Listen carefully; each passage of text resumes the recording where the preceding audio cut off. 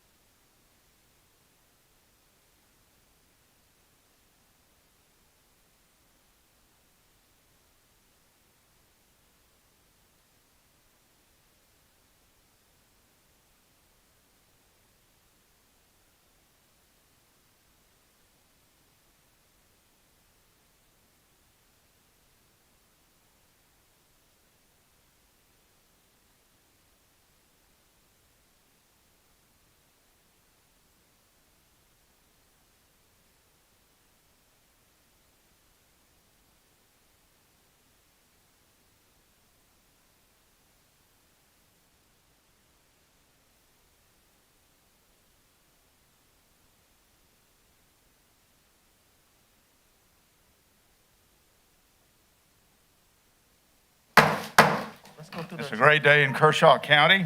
It's a great day in this all-American county. And we have a wonderful opportunity tonight to recognize some extraordinary people from all walks of life. We have about 4 resolutions to do and a moment of celebration. But before we get started, I think we should have a moment of silence for those that we've lost in this crisis in the COVID. Would you bow your heads in prayer with me, please?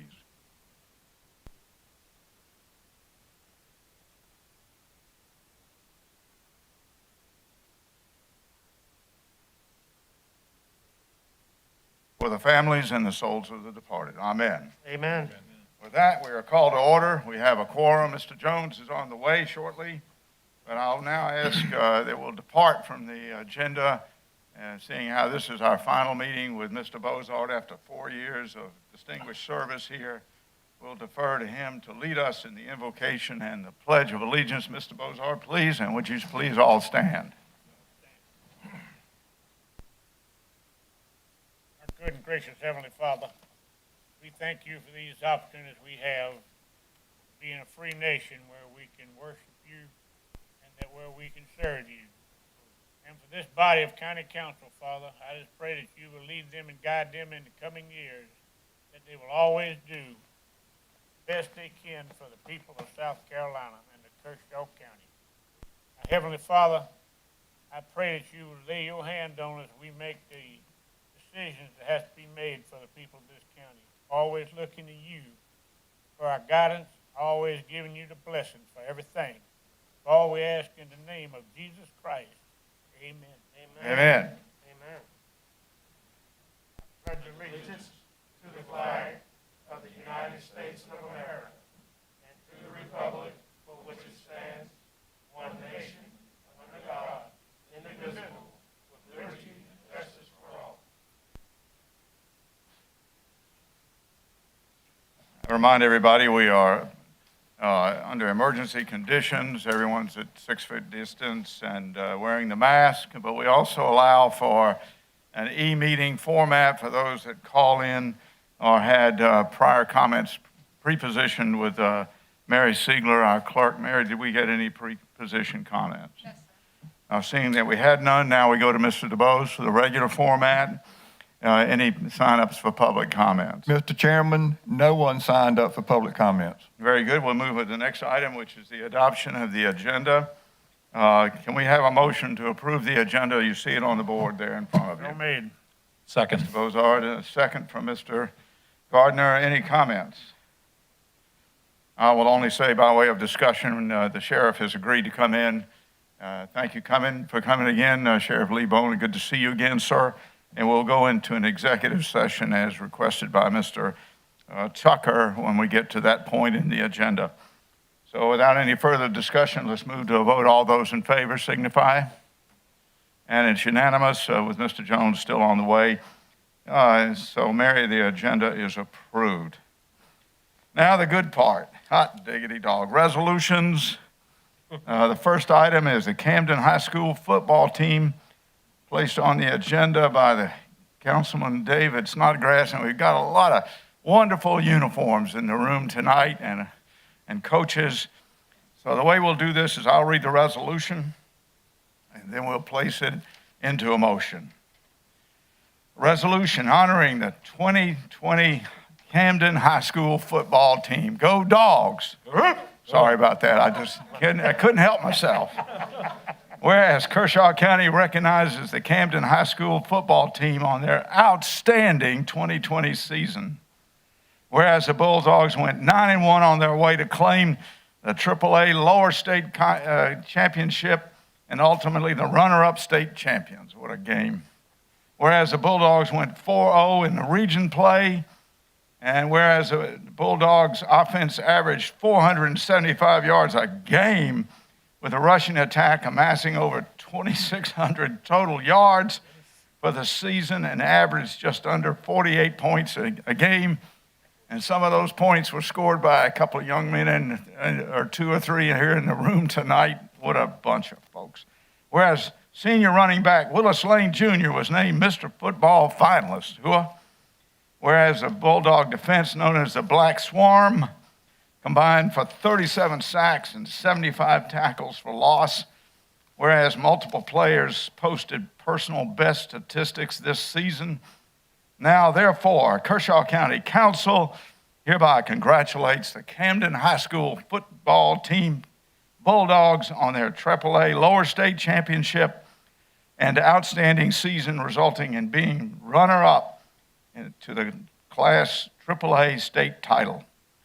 We wish them success in the seasons to come as they build upon this standout year for their program, done this 8th day of December. Can we have a motion, Mr. Snodgrass? So moved, Mr. Chair. A second. Second. Don't be shy now, Mr. Gardner. We have a second. Any discussion? Please, Mr. Snodgrass, lead us off. Sure, yes, sir. Just want to congratulate the Bulldogs and Coach Remp and your squad. Thank you so much for an outstanding season. We have two football teams here tonight, and so it just recognizes the great tradition that we have here in Kershaw County. But to the Bulldogs, thank you so much for a great season, a year in which you guys had to overcome so many obstacles, but yet you still were able to win, and just really you gave the community really a shining spot that we all could look forward to on a Friday, and to go to historic Zemp Stadium and to experience all the community that is there. So guys, thank you so much. Please, the leadership lessons that you learned from your coaches on the gridiron, I would encourage you to take that into life and use those life lessons as you guys move forward. I know each and every one of you guys who are here tonight, as well as your teammates which you represent, are going to go and to do great things. So, Coach, thank you so much to you and your staff. Congratulations, guys. Other comments? Mr. Tucker. Thank you, Mr. Chairman. Once again, I know you've heard it a lot, and no one likes to say great season and you're one game away from the championship, but do look at all the accomplishments and great things that y'all put together. I've gone through this as a parent with my children, and so next year just puts a little bit more pressure on that team coach to go get the championship. I think that's about 2001 when that happened, runner-up and then championship. But I am very proud of all of you. I have some personal connections to some of you on the team, whether you've been my student for driving or whether you're related to me or whether I know your parents and grandparents. But I'm very proud of all of you. One thing I can say about sports, and especially the tradition of athletics, period, in Kershaw County, we do more than just wins and losses in this county. It is life lessons that's taught out there. Take those that you've gotten from your coaches, Coach Rump and all the others, and apply them moving forward, especially for the seniors that's going to the next level or just going to college or going into the military or going to work. Use those grit and grinding days that you just wanted to punch somebody out, but you dug in a little deeper and you found your way and you found success. Congratulations and thank you. Mr. Gardner. Yeah, it's a great season. And the community, Camden, Kershaw County, is such a great place to have such a great team because they follow you.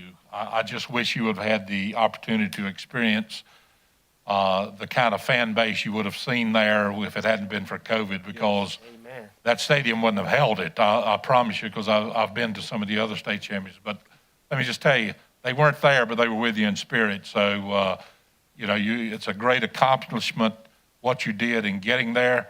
You think about the other 3A teams that were 40 plus sitting at home, wishing they were there. So take great pride in the fact, we're all disappointed that we lost the game, obviously, but take great pride in the fact of your accomplishments of this year. You overcame a lot of obstacles, COVID being one of them. That's what you overcame, coaching from Coach Remp, and now Coach Remp's great. I hear compliments on him. I hear compliments on him every day in my shop. Everybody talks about him, and you guys are guided by not only Coach Remp, but a lot of coaches on that staff that have led you down the right path. Amen. And just continue to do that. Work hard, and next year, amen. Congratulations. Mr. Bozard, sir. Yes, I want to say congratulations to all of you. It's been a good season. And if y'all got any spare time, I wish you'd go over to South Carolina and give them some pointers. I'm a South Carolina fan now, but we got to have some help over there. Ben, Mr. Connell, sir. Thank you, Mr. Chairman. to the Camden football players and coaches. You know, I've been beaten by Camden football when I played football in high school, and I've beaten Camden football when I played football in high school. And I used to not like you guys that much. but as they say in Scripture, whenever you grow up, you tend to put off childish things. I've come to love y'all, and I appreciate very much how you've distinguished yourselves and been good examples. I hope that you'll continue to distinguish yourself throughout the rest of your lives through hard work, love of community, love of God, love of country, and respect for people who sometimes might teach you stuff that you don't understand or is going to be tough, but you work through it. A lot of respect for Coach Rimp and his staff, and obviously they have helped you magnify your abilities. Congratulations. Amen. And I'll close it out by saying I challenged you a summer ago while we were out in the weight rooms and out there in July of 2019, and I said, 1931, my dad's team won the first state championship in Camden. And I challenged you guys to rise to the challenge, and look what you did.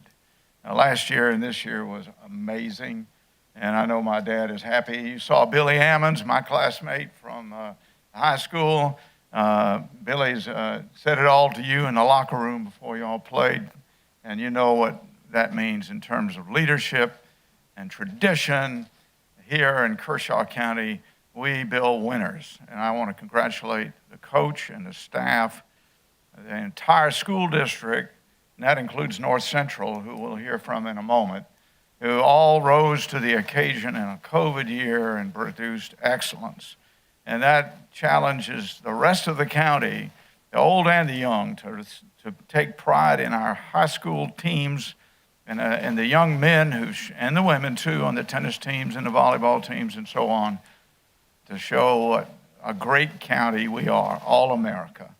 And the sense of pride is a force multiplier, and like Vince Lombardi says, when you score a touchdown, act like you've been in the end zone before, right, Willis? Right? And that's the sense of being a winner, acting like a winner in all things in your life. Look what you did for us. So with that, I think we can get to a vote. All those in favor signify by raising your hand. It's unanimous. Coach, would you bring the team up and let's get a quick picture.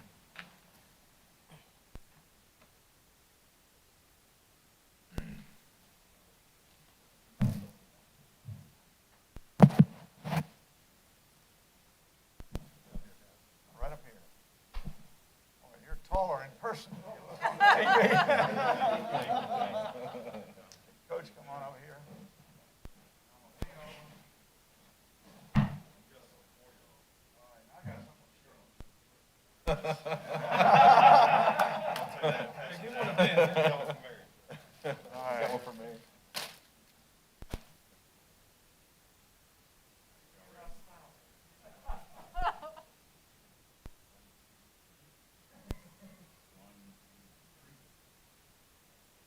Coach, you want to say something real quick? I'd like to introduce the players who won all these games in spite of me, like Tom said. We got our quarterback right here, number 1, Jafari Pearson. Now, the sad news is all these guys are seniors, so they're going to move on to the next level next year. But quarterback Jafari Pearson, number 1. Number 5 is our safety, James Krim. 22, y'all heard a lot about, Willis Lane, running back. Also, number 4, Leroy Bracey, running back and receiver. Number 25, Jackson Hembry. Actually led the state in sacks this year from the D-line position.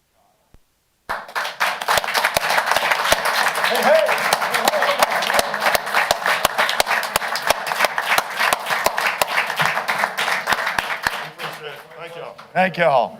All right, Coach. This is the first time I've seen these guys standing still.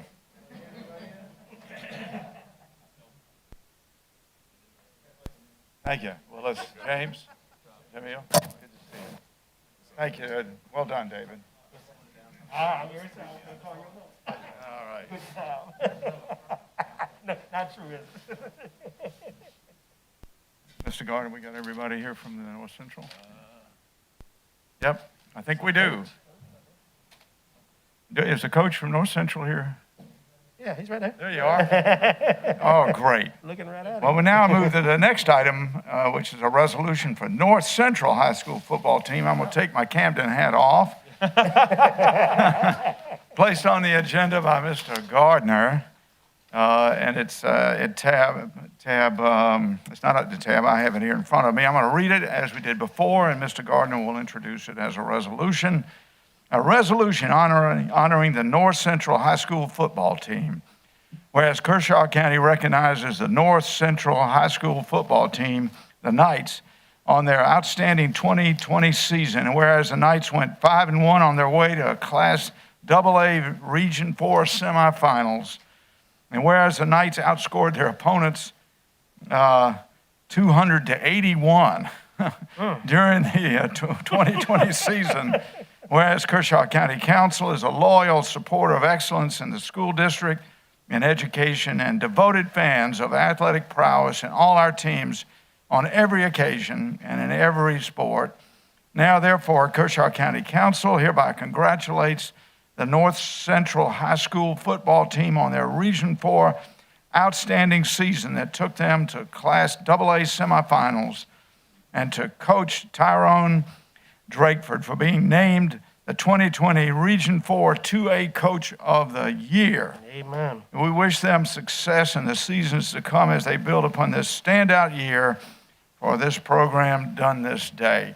Mr. Gardner, will you enter a motion, please? Yes, sir. I move to adopt the resolution. Thank you. And Mr. Bozard, a second. Second. Thank you. Definitely. That's your district as well. So it's on the table. Mr. Gardner, do you want to lead, please? Yes. It's an outstanding season by North Central. As I understand it, the first region championship in almost 30 years. Wow.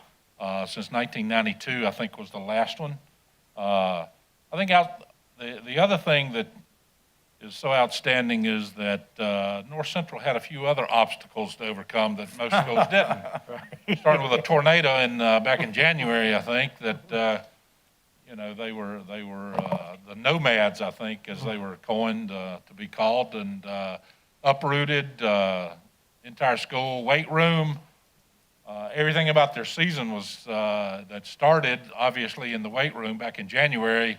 Everything was kind of changed all in one stroke, and then obviously COVID and everything else. So, to persevere and get through that and get to where you were here in the football season. We know we got the stadium restored. You got to play in your home stadium, which was a great thing. But great leadership up there. But the principal, David Branham, and his faculty and staff and Kershaw County School District, and getting that everything done so that you could, that first of all, that you could even play your system, or season. Some people I want to, obviously, you heard Coach Tyrone Drakeford was the Coach of the Year in the region. They had 7 kids named to the region team: Shaheem Shropshire, Caleb Haven, D'Artagnan Drakeford, Dylan Sims, Tim Staggers, Chandler Shropshire, and Tyler Slayton. Just congratulate you guys. A true team effort. Sometimes some people get recognized, but those guys sit in the bench and they're in practice every day. They're just as important as everybody else. But an outstanding season. We look for bigger and better things next year. Congratulations. Mr. Bozard. Yes, Coach Drakeford, it's always a pleasure to see when some of our people in the county represents us outstanding like y'all did and like Camden did. And I want to say congratulations to you. Hope you have another winning season next year. And as I told Camden, if you got any spare time, can you drive up to Columbia? They love you. Other comments? Mr. Connell, sir? I'll defer to Mr. Snodgrass. Mr. Snodgrass, please. Hey, guys, congratulations to Knights and your great season. Coach Drakeford, congratulations. I know when you came in a few years ago, everyone in the community was very optimistic about this type of system and the type of culture that you would create there at North Central, and you have not disappointed. And so thank you so much for what you're doing. I know that North Central has a great fan base. Pastor friend of mine, Craig in Blankenship, I know he does a lot of the barbecue and the tailgating for you guys, and I know there's just a great community that happens up there on Friday nights in Boontown. And so thank y'all so much for what you do in the community.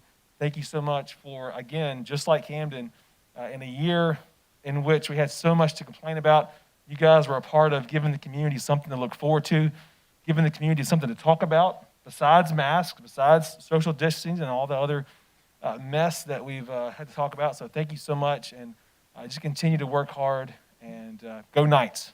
Mr. Tucker? All right, Mr. Conover. Sure, Mr. Chairman. To the coaches and students at North Central, you know, I've won some games and lost some games, but I never had to win any of them in the face of a natural disaster and a pandemic. One of the things I love about athletics is outstanding achievement. That gets me inspired. And then overcoming adversity gets me inspired too. And somehow you fellows were able to wrap that all into one season and do what you did. Also have a lot of respect for Coach Drakeford. I just remembered as I was sitting here that whenever these new coaches came to town, we got everybody together and had a dinner here in Camden and gave all the encouragement we could about our love for the community and encouraged them to go out and perform well and coach and teach you all well and help you become men. And my gosh, how they've run with that and outperformed any of our expectations. So thank you to you all and congratulations. Thanks, sir. Mr. Tucker. Thank you, Mr. Chairman. North Central, congratulations. Coach Drayford, as we were reading this resolution, I was trying to play back in my head when you played for the 49ers, which Goodness. side of this ball you was on, because this 281 is pretty impressive. It says a lot of where you played when you were in professional sports and also at the collegiate and high school level.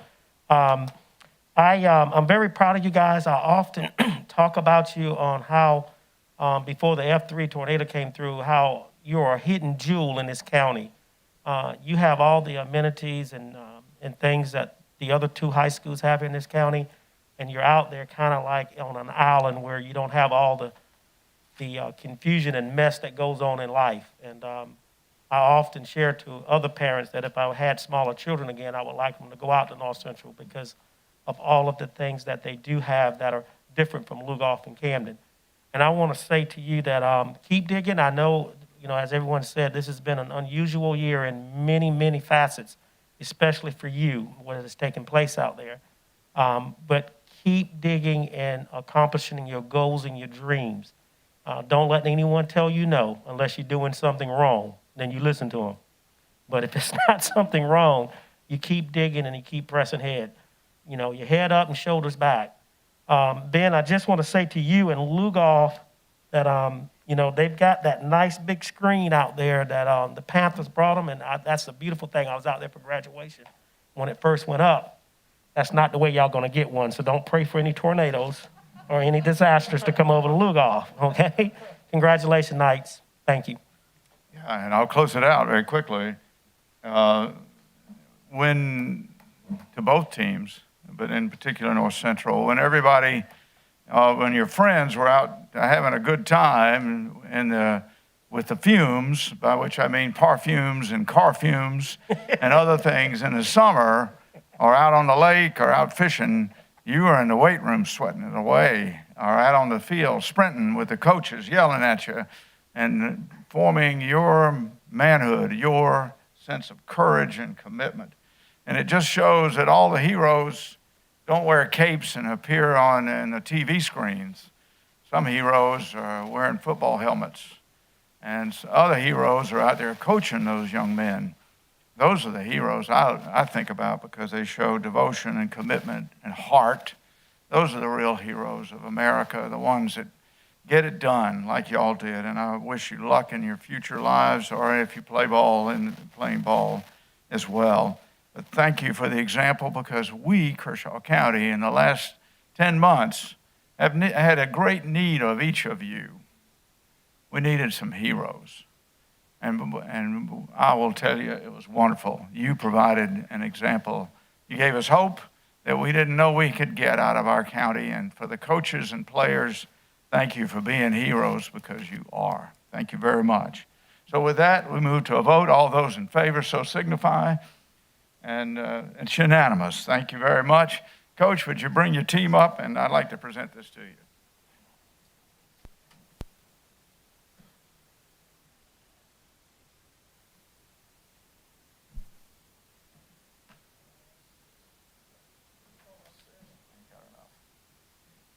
Come on on up here, fellas. Hey, how are you? Good to see you, man. How you doing? I remember you. Good to see you. That's going to be some moves. Hey, Coach Strakeford, here you are. Come on here in the center. I think I got enough for your player. If you give it to him. Eddie, can you get a picture here? And Coach Strakeford, if you can name the players after we get the picture, we'd sure like to hear that.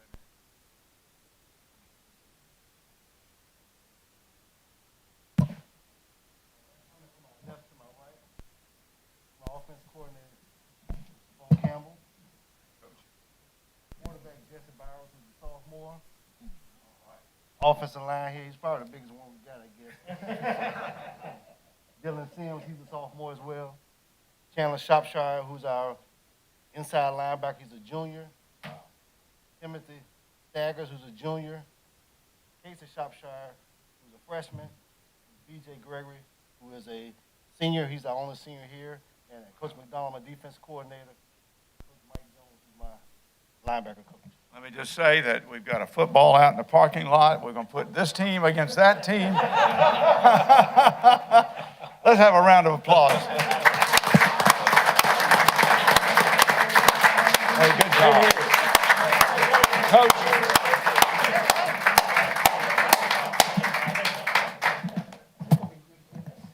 Yeah, they are. I was going to ask if the football players would just go ahead and leave so we can reduce exposure to COVID. Thank you, gentlemen. Thank you very much indeed. You're welcome to stay.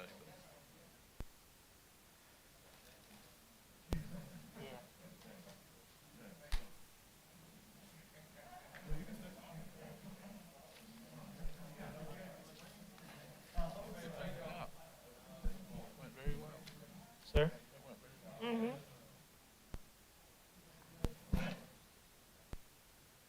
Thank you, everybody, for doing that. I appreciate it. I know they do, too. All right. Thank you, gentlemen. We move now to the next item on the agenda, item number 3 in resolutions. It's at tab A, and I have it here. I'm going to read it, and then I'll ask Mr. Tucker to place it into a motion. It's a resolution by Kershaw County Council honoring Senator Vincent Shaheen. Whereas Vincent Shaheen, a native son of Kershaw County, well and faithfully served the people of the county and indeed of the entire state in public life for 2 decades, rendering enduring and unmatched improvements to life and education and business statewide. And whereas he was a member of the South Carolina Senate since 2004, which comprises Chesterfield, Kershaw, and Lancaster counties.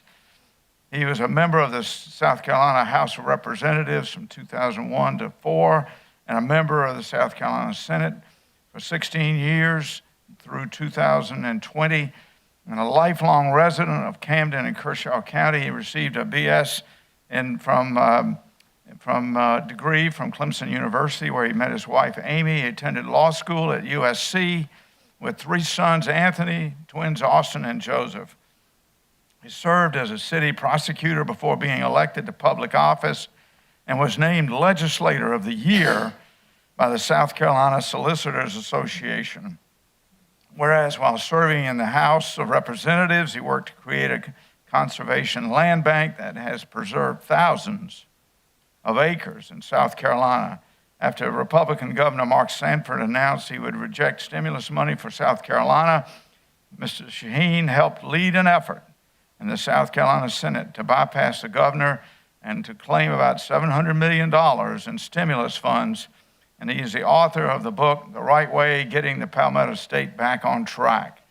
A fervent advocate for education, and whereas Senator Shaheen wrote the bill to remove the Confederate flag from the State House grounds.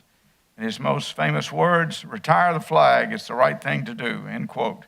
And the Senate voted overwhelmingly to remove the flag. Now, therefore, be it resolved that Kershaw County honors Senator Vincent Shaheen for his many years of dedicated service to the citizens of Kershaw County and his many contributions to the state of South Carolina.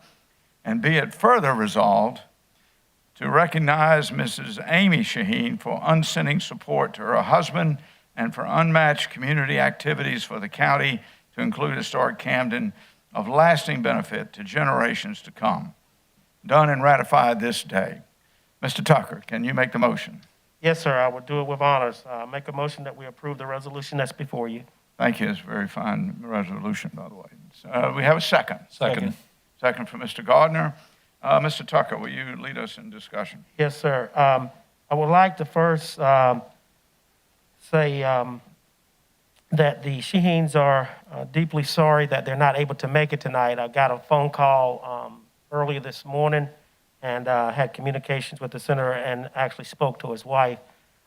They are, and they wanted me to share this, they are all gone to get tested today, was not feeling well and did not want to be a super spreader of this nasty virus that we're all dealing with. So, I was asked that we go through with the resolution and then we can present it at another day. But they are very humbled and they are very thankful and grateful for this resolution.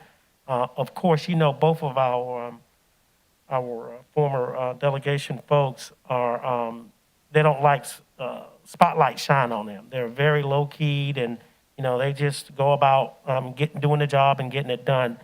And I want to say we're going to talk about our House of Representatives in just a minute, but a lot of these things that you see on this resolution would not be possible if it wasn't for the teamwork that he and Miss Lori Slate Funderburk worked on. No one lives on an island in this world, and especially in America. And it takes teamwork, a lot of different facets, and a lot of different parts and pieces. And that's always been very humbling to me and encouraging to me that you can get two people to work so well together to accomplish so much. So the Shaheens say thank you, and if you have an opportunity later on, you can pick up the phone or email or text, but I'm just telling you the words that was given to me. Thank you so very much, Kershaw County, the citizens, council, staff, and all who's had a part of this magnificent run that Senator Shaheen has done. Thank you, Mr. Chairman. Thank you, Mr. Tucker. Mr. Gardner. Yeah, the things that Senator Shaheen did for Kershaw County, he carried the flag for Kershaw County, but he did for the entire state. He did so many things, and I just thank him for his service, that he was willing to put himself out there, and you know, in that position, you get a lot of criticism and that sort of thing. But he put himself out there, as did Lori, but we'll talk about her later. But you know, you just appreciate all the things that he did for the entire state. But you know, he was a hometown boy. He was a Camden boy. He was a Kershaw County boy, and he really fought hard for us, and we appreciate all that he did. Thank you. Thank you, sir. Other comments? Mrs. Snodgrass. Sure. Just want to thank Senator Shaheen for his service, and it's really a first for our county. If you think about it, I'm kind of a historian, but I believe this would be, Mr. DuBose can correct me, but probably the first time since late 60s that we've had to be a chance to honor the outgoing sitting senator, as Senator Holland passed away in office, and then before that it was John Carl West who became governor. So this is kind of a first time for us to be able to recognize our sitting senator. And but what we'll say that when I was first elected to county council and was kind of an obscure candidate that chose to run and knocked on enough doors to get myself here, Senator Shaheen reached out to me and was really one of the first people that I spoke with after being elected, and really began to understand that while the letter behind his name was different than mine, we both had a passion for Kershaw County, and we both had a passion to see things get done. And there were a lot of things that were not about the letter behind your name, but it was about the people in this county and the citizens and doing what is best for them. And so just want to thank Senator Shaheen and his family for their service and for always being available to me as a council member when we need to get things done. Someone mentioned that you can't be an island unto yourself. That's so true, and that's definitely true in the South Carolina General Assembly. if you know anything about it, it does need to take teamwork. So thank you so much. Thank you. Yeah, Mr. Bozard, sir. Yes, I'd like to thank him for his service over the years. He's helped me in county council with several projects, and for that, I'm deeply grateful to him. And again, I want to say thank you for all your time you spent. Thank you. Thank you, sir. Mr. Connell, any comments? Senator Shaheen has been helpful to myself as well and the district I represent. For that, I'm very grateful. But primarily, I wanted to recognize him tonight for a level of sacrifice I don't currently understand just because I haven't been in office too long. And that's the family time that you miss. I was reflecting on his kids. One of them recently got married. They've been at college. Another one, for whatever reasons, decided to go to law school. I'm sure he was discouraged on some level. My dad actually discouraged me. But there's a lot of time that you miss with family, and that'll be true for Representative Funderburk as well. And that, to me, shows the real commitment to public office.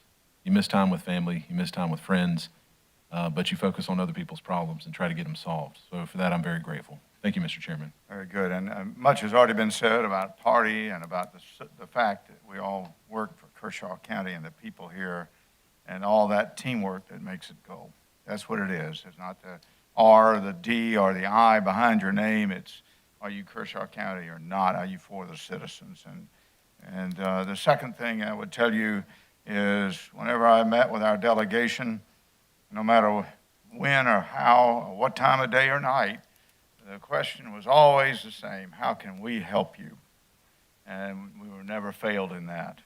But now it's all been said about Senator Shaheen. Let me just pick up where Mr. Connell left off. You miss the family time, but the family misses you. And as I say, in the military, the family serves as surely as does the soldier, sailor, airman, marine, or Coast Guardsman. And I know Amy and the boys miss their dad a bunch. And I want to thank Amy and the family for what they have done on our behalf, very often anonymously and unseen. So thank you there. And with that, I think we move to a vote. All those in favor signify by raising your hand. And it's unanimous, and we'll ask Mr. Tucker to convey to the family in due time. Please, Will do, sir. Yes. Thank you. Mm-hmm. Thank you.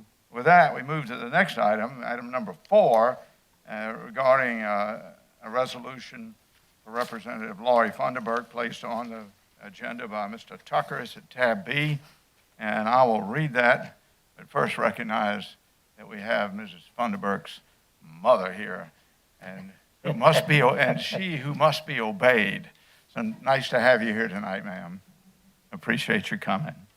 A resolution by Kershaw County Council honoring Representative Laurie Funderburk, whereas Mrs. Laurie Slade Funderburk, a native of Kershaw County, as well and faithfully served the people of Kershaw County for some 2 decades and distinguished the county and herself in far-sighted contributions to the community and for the state at large. And whereas Mrs. Funderburk served as a Democratic member of the South Carolina House of Representatives, serving since 2005. Mrs. Funderburk has also served as a clerk for the South Carolina Senate Judiciary Committee. And whereas Representative Funderburk assumed office November 30th, 2004, being preceded by Mr. Shaheen. She is a lifelong resident of Kershaw County. She received a bachelor's degree from USC, as well as her law degree, and she and her husband, Bill, have 2 sons, Slade and Burke. Now, therefore, be it resolved that Kershaw County honors Representative Laurie Funderburk for her many years of dedicated service to the citizens of Kershaw County and her many contributions to the state of South Carolina, done, ratified, and adopted this day. Mr. Tucker, can you enter the motion, please? Yes, sir, Mr. Chairman. With honors once again, I'd like to make a motion that we accept this resolution as presented before us. Very good. Can we have a second? Second. Second from Mr. Snodgrass. Mr. Tucker, will you introduce it? Thank you.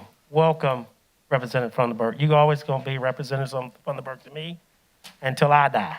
So no harm or intent. I just, it's kind of started this career. You're a few months ahead of me because you came in 2004, but I was there in 2005. And this journey has been long and hard. And let me say from my personal experience, this is a young lady or a person that when you look at her, she doesn't say a lot. She's kind of like E.F. Hutton. She sits on a lot of boards and commissions with me and organizations, and she just does a lot of work that's not seen. And she asks for no gratification for it. She asks for no prizes, no pay. She just head down, straight forward, just goes to work. And I've always admired that about you, Representative Funderburk, because a lot of people, and even some of us up here, when we do something, we don't only want to be recognized, we raise our hand because we want to be glorified. You never had that spirit or that intent or that will, and I appreciate the things. And as I said earlier, there's a lot of things on the senator's list wouldn't have happened because you know, as most of us in this room, has to go through both bodies of the assembly, and you are a phenomenal person to work through and across those aisles. And what people don't know about you is those internal things that you do. But I thank you. I thank your husband and your two boys who you have graciously raised up to be young scholars and gentlemen. And I want to say to your mom, because I see her everywhere, even when it's not campaign time, Miss Betty, you off the chain, baby. Everybody needs a Miss Betty in their life, okay? I've never seen a parent that stood behind their child to work so hard and diligently to make sure that she does the things she needs to do, get the things she needs to have to do her work. And so I say congratulations. God bless you on your next endeavors. I know you've got some things already in the work because you're just smart like that. And I wish you well. And if there's anything that I can do, don't hesitate to contact me. Thank you, Mr. Chairman. Thank you, Mr. Snodgrass. Sure. Representative Funderburk, thank you so much for being here and giving us this opportunity to honor your service in the South Carolina House. And a lot of my comments will echo that to what I said concerning Senator Shaheen, that as I moved here and began to be a part of this community, I first met you through the bookstore that you and Bill run. And by the way, thanks for having really good coffee. But met you through that and really began to realize again that this was somebody who wasn't necessarily identified by the letter behind their name politically, but somebody who cared deeply for Kershaw County and for the citizens. And you continue to serve, whether it's through Live Well Kershaw or other coalitions that seek the betterment of the citizens. So thank you so much for your work. Again, thank you so much for taking time to meet with a young, not so much young anymore, but a new county council member, and to help me navigate how to best get things done for the constituents. And also, just a quick correction: youngest son, his name is Birch. So I just want to make sure we correct that. And I know that's Birch is Avery's buddy at school. So along those lines, thank you so much to your family, Bill, your boys Slade and Birch, because I know it's a sacrifice for them as well. So again, thank you so much for serving the citizens of Kershaw County. We appreciate it. Very good. Mr. Bozard. Yes, Laura, I want to thank you for your time spent. And I know sometimes it might got difficult for you, but you stood in there, and that's what counts. You're fighting for the people of Kershaw County. And again, wish you luck in the future. Thank you. Mr. Gardner. I'm sorry, Ben. Yeah, Laurie, we thank you, and I'm going to call you Laurie because I know you never held your position up there that you felt like you were above anybody, so I'm going to call you Laurie. But again, the same thing that, you always had Kershaw County's best interests at heart, and we appreciate your hard work. You were so pro-business, and, you really did a great job for us, and we appreciate your time, and good luck in the future. Thank you very much. Yeah, I'm sorry, Mr. Kyle. Thank you, Mr. Chairman. Laurie, thanks for all your help in the past. I highly value and respect the time that you spent away from family and sacrifices they made also, and I hope you're able to catch up many times over on special experiences with your kids and your husband. What's great, I think, is you got two Lugoff Elgin High graduates here who are trying to help the community. And one of the biggest problems we have locally is brain drain. We don't have opportunities in some ways for kids, and we're working on that to come back and work after they get educated and raised up with a very good, hopefully, moral compass. They pursue opportunities elsewhere. So it's great to see folks come back and realize that a rural community like Kershaw County can still be cool. It can still be a great place to work. It can be a great place, particularly to raise your family. That's why I came back. And it's so good to see you stayed here and done so much for the community and your family. Thank you, Mr. Chairman. Yeah, great. Much has already been said, Laurie. Representative Funderburk, thank you for coming tonight and allowing us to give a small token of our appreciation. You're a citizen, you're an entrepreneur, you're pro-business, you're an attorney, you're a legislator, you're a mom, you're a volunteer. Don't know how you did it all. But everywhere I went, there she was, or she's already left and already done it. And again, as in with Senator Shaheen, it was completely nonpartisan, though elections are hard fought. The work, once you are in the office, you roll up your sleeves and you work with the systems that exist. And very often in this state, there are so many convoluted and complex ways of getting things done that are common sense, you would think, but have to be worked through compromise and discussions with your fellow legislators, municipalities, and even this council.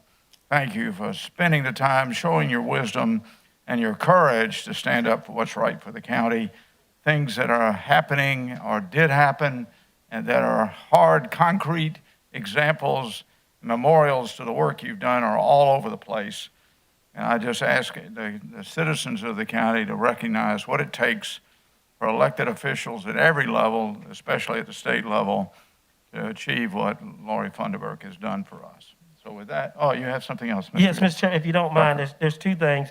I know we got to do a correction on your resolution, Representative, but if you can leave it, and I wanted to read this one announcement. I was going to wait till my council briefing.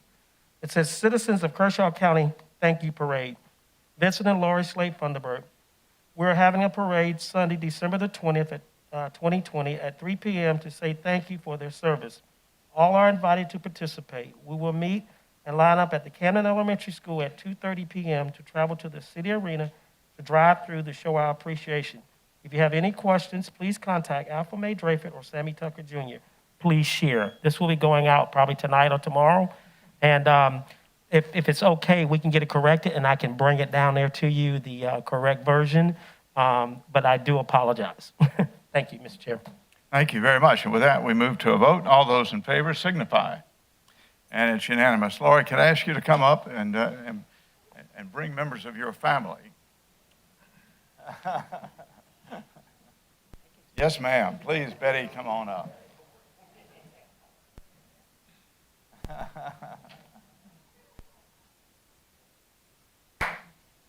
Baby, why don't you present it? Why don't you present it?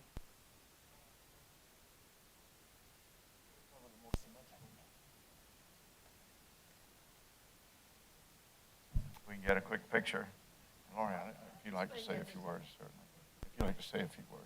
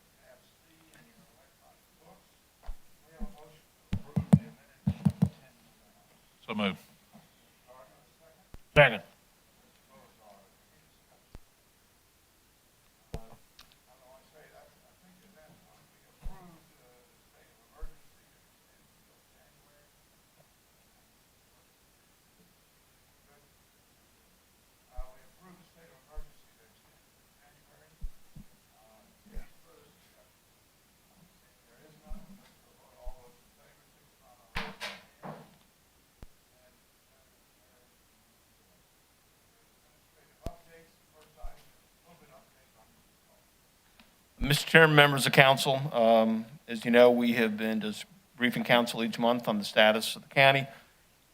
Over our 14-day totals, we begin a rise again. We're now over 200 over our last 14 days in Kershaw County. That would be bringing us closer to where we were in the summer. You see part of a graph right there that reflects the spike coming up for the 14-day span that we just are finishing right now. Moving on to the next one would be the average positive test for the months we finished November. Third highest for the year so far, with an average of almost 13 a day in the county coming up. Our monthly cases, as you see, 357 in the month of November was how many we had. We're still, and God willing, we won't get to where we were in July with closer to 600. But again, the spike does seem to be starting from our Thanksgiving opportunities. And unfortunately, the mortality rate continues to rise in the county as we have reached 60 cases right now. And that is a total that we never wanted to see or hoped we'd see, but we have. Also, I would say that the good news on the horizon is that vaccines are apparently going to start trickling out. The first round of vaccines in Kershaw County will go to healthcare workers, the frontline healthcare workers, and nursing homes. Second line will be first responders and senior citizens, and then the third wave will be everybody else. That is contingent on the vaccines being received in the state and DHEC working with the county to arrange for the distribution of them. That's my report on COVID. Any comments? Okay, Mrs. Snodgrass, go ahead, please. Oh, I would just say, Mr. Carpenter, thanks so much for the update. And do we have any word from the hospital, kind of how they're, or do you have a sense how they're hanging in there despite the increase? One of the methods we use to determine how the hospital is the utilization rate of the beds. And we've been fortunate that our utilization rate, generally they show when you hit to about 85% utilization in the hospital, you have reached a crisis mode. We have crossed 80%. We've really never gotten to 85 yet. So we're in the low 80s. So we're not at a crisis yet. That's not just COVID cases. That's all cases total. Generally, COVID cases have been amounting to about 25% of the hospital's beds. And also, is it so? And I understand. So the hospital, our hospital is one of the few hospitals that has a treatment, a new therapy available. Is that correct? The monoclonal. To my understanding, yes, sir, that's correct. Okay, I think that's significant.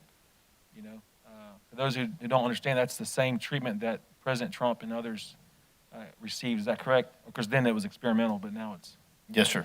Okay, I think that is significant for our community to be aware of. So kudos to the hospital team and others who were a part of that. Thank you. Let the record reflect that Mr. Jones has now arrived. We now have 7 persons on the board. Other comments? I'll say that the mortality rate is alarming. It remains with elderly people, basically those with pre-existing conditions. I'd ask Mr. Carpenter to further comment on what we've heard. And again, we're talking hearsay a lot because we're denied a lot of the information that DHEC has. But the Thanksgiving bump and the Christmas bump, can you just address that? Yes, sir. The concern was that as families got together, that there would be a rise in the 3 weeks after Thanksgiving. And that appears to be what's happening now is the numbers of average cases have gone up significantly the month of December. What we're seeing from the CDC is that the Christmas bump, they fear, will be worse than the Thanksgiving bump. And so that January could be a very tough month unless people really make an effort to keep their distance, wear their masks, and do everything they can to avoid exposure. Absolutely. Mr. Bozard, please, sir. Mr. Carpenter, what prompted the courthouse to shut down? The decision to close the courthouse was made by the clerk of court in her decision over some cases of COVID that was within the courthouse and their ability to run the courthouse in a safe fashion. So she determined with several cases present within the staff there that they needed to close it down, clean it, and You know give how the many staff. cases it was? It was several. I'm not made aware of every case I that heard happened. 4 to 6. Is that anywhere close? Yeah. I mean, it could be more by now if more people have tested. People could have gotten better, so it's always a floating number. Okay, thank you. Yeah. Mr. Jones, please, sir. Thank you, Mr. Chairman, and glad to be here. Since it was brought up about the courthouse closing, I just have some thoughts that I'd like to share, and maybe somebody can help me understand. You know, government can shut down and live off the taxpayers' money and get a check. And then they can legislate that small businesses need to close, and they don't get a check. Big companies, Lowe's, Walmart, they're open, they're packed, elbow to elbow. And yet you don't hear nothing about that. I just feel like there's conflicting issues out there that I don't understand. You know, the heroes to me, and I do take the pandemic serious, by the way, because, you know, 2 of my grandchildren had it. My daughter had it. My son-in-law had it. Of course, they're all fine. They healed. They got through it quite well. But it just, the true heroes to me are the cashiers at Food Lion, at Walmart, the people who stock the shelves so that us in government can go home and be safe. And I'm not trying to be ugly. I'm just being factual. I'm saying what is happening. And I don't understand it. And Mr. Carpenter, I appreciate you keeping us up to date. You've done a great job on that, keeping us up to date. But I still don't understand it when we're able to just go to our homes and be safe. Yet the local businesses don't have that luxury to do that. The government does. And I welcome any conversation from any of my colleagues if they can help me understand that a little bit better. But thank you, Mr. Chairman, members of the County Council. Thank you. To Mr. Bozard, I believe also the state Supreme Court justice has a say. Can you review that protocol for us, Mr. Carpenter? Because it's not all the call of the state, of the county clerk, it's also state level. Can you go to that, please? Yes, Mr. Chairman. Chief Justice Beatty has suspended all jury trials through the end of this year. And so they have put that in suspension. That's a decision that's certainly not made in Kershaw County or any county. It's made in Columbia. But they must follow his decision when it's ruled on that. Excellent. So that's also happened. Thank you. I would say that I've talked to a couple of the authorities at state, to include the VA, the director of the VA, an old buddy of mine from the Army, and he says we will expect around 300 doses of the shots in the state before 300,000 before the end of the year, and then see some escalation into January, February, March. But 300,000 will, as Mr. Carpenter said, will go to frontline protection of the nurses, the ambulance workers, the doctors. And 300,000 is not enough to cover all those people. And so we'll look, if you're in terms of expectation management, it won't be until the start of the new year that it begins to get into the general population. And I just asked Vic, Mr. Carpenter, to continue to work on trying to get some definition on that. But these are driven by federal and state programs that we have no control over. But we as a county should try to speak with one voice. Social media will be what it will be. And as Mr. Jones says, I don't understand it either. So let's try to get our people as well informed as we can. Any further comments, please? I'd only say wear the mask, socially distance, practice discretion in family gatherings and in church gatherings. And when the shots are available, take them. I'll be right up there to get them taken when I can. I know people are having certain with symptoms of not wanting to take it. That's certainly their right, but I would encourage it if you can. With that, Mr. Carpenter, I think we move on to the next item on the agenda, which is Fire Services Plan Update, item number 2. over to you. Mr. Chair, members of council, you have in front of you also the slides that I'll be going over, so you can look at them. And we started back where we were about 2 years ago when the county council approved the fire plan. You see in front of you on the first 2 pages just what that plan was. Starting in August, posting jobs for our new firefighters and battalion chiefs, starting construction on our new EMS station to allow the Blaney station to be turned back into a fire station, hiring chiefs, starting Blaney station, then looking to start 24-hour shifts at Blaney, moving to the Cassett station, adding more firefighters, and ultimately ending with 24-hour shifts in Cassett in 2024.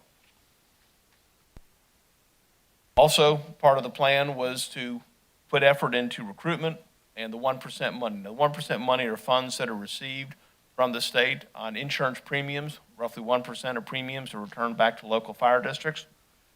You see accomplishments of that. Council had wanted to see effort in recruitment and in compensation for the volunteers. They put an effort into a supplemental retirement plan using those funds for our volunteers, as well as putting more effort. You may have seen some of the signs around the county for recruitment, and also getting supplies to make it better and safer for these guys as they're going out and fighting the fires and training. Mr. Carpenter, Yes, sir. supplemental retirement plan, that wouldn't work in with the county? That's a separate retirement plan? Yes, sir. It's different. It's through the State Firefighters Association. Same as the police, sheriff's department? These are for volunteers, so they're not county employees, so they're not covered by the state plan. So they weren't covered by any retirement plan because they're not considered employees. These are only volunteers.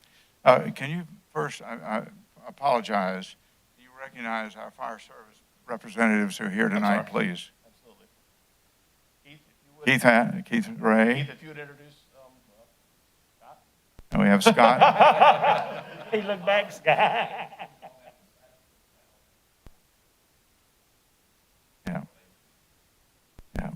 Yeah.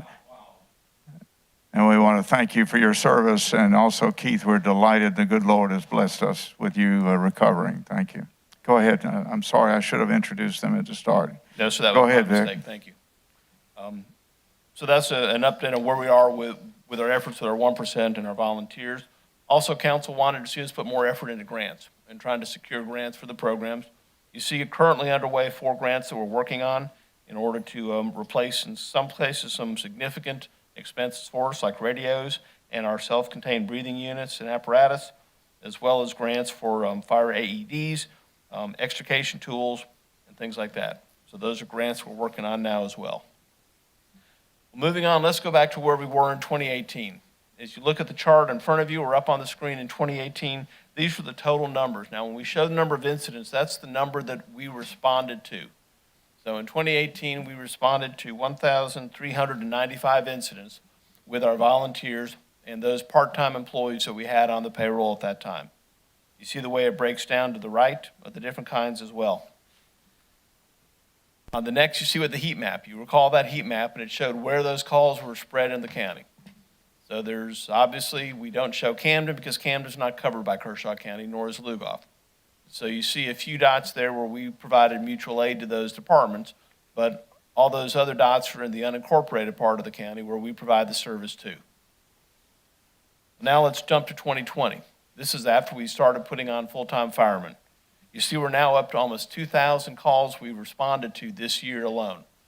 That's not, again, total calls, that's the calls we responded to compared to the total calls we responded to. So we've responded to over 600 calls more this year because we actually had the bodies in place that we were able to respond to them. If you want to see the heat map for this year, you see the difference. Now that we have men on staff 12 hours a day at this point still, where we can get in a vehicle, move it out there, and then the volunteers meet us as soon as they can, we're able to respond to a significantly greater number of calls. So how does our dispatch versus responses look? In 2018, the total dispatch calls you see were 3,196. Of those, only 1,300 were responded to. 1,800 we were not able to respond to. Jumping to 2020, now you notice that the total dispatch calls dropped. That's because during 6 months of COVID, we stopped responding to medical calls with our firemen.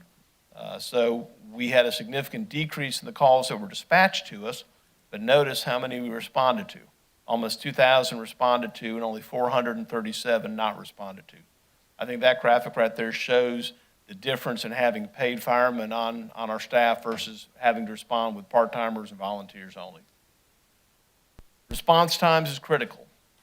So as you see, as we started in 2018, what our average response times were in our 4 districts. Moving forward to 2020, you see the average response times in every case dropped, and they decreased. Now, this is still only with a 12-hour shifts. So even with 12-hour shifts, we were able to decrease significantly. From there, you see what the average response time was. The next slide. That's how much they've decreased.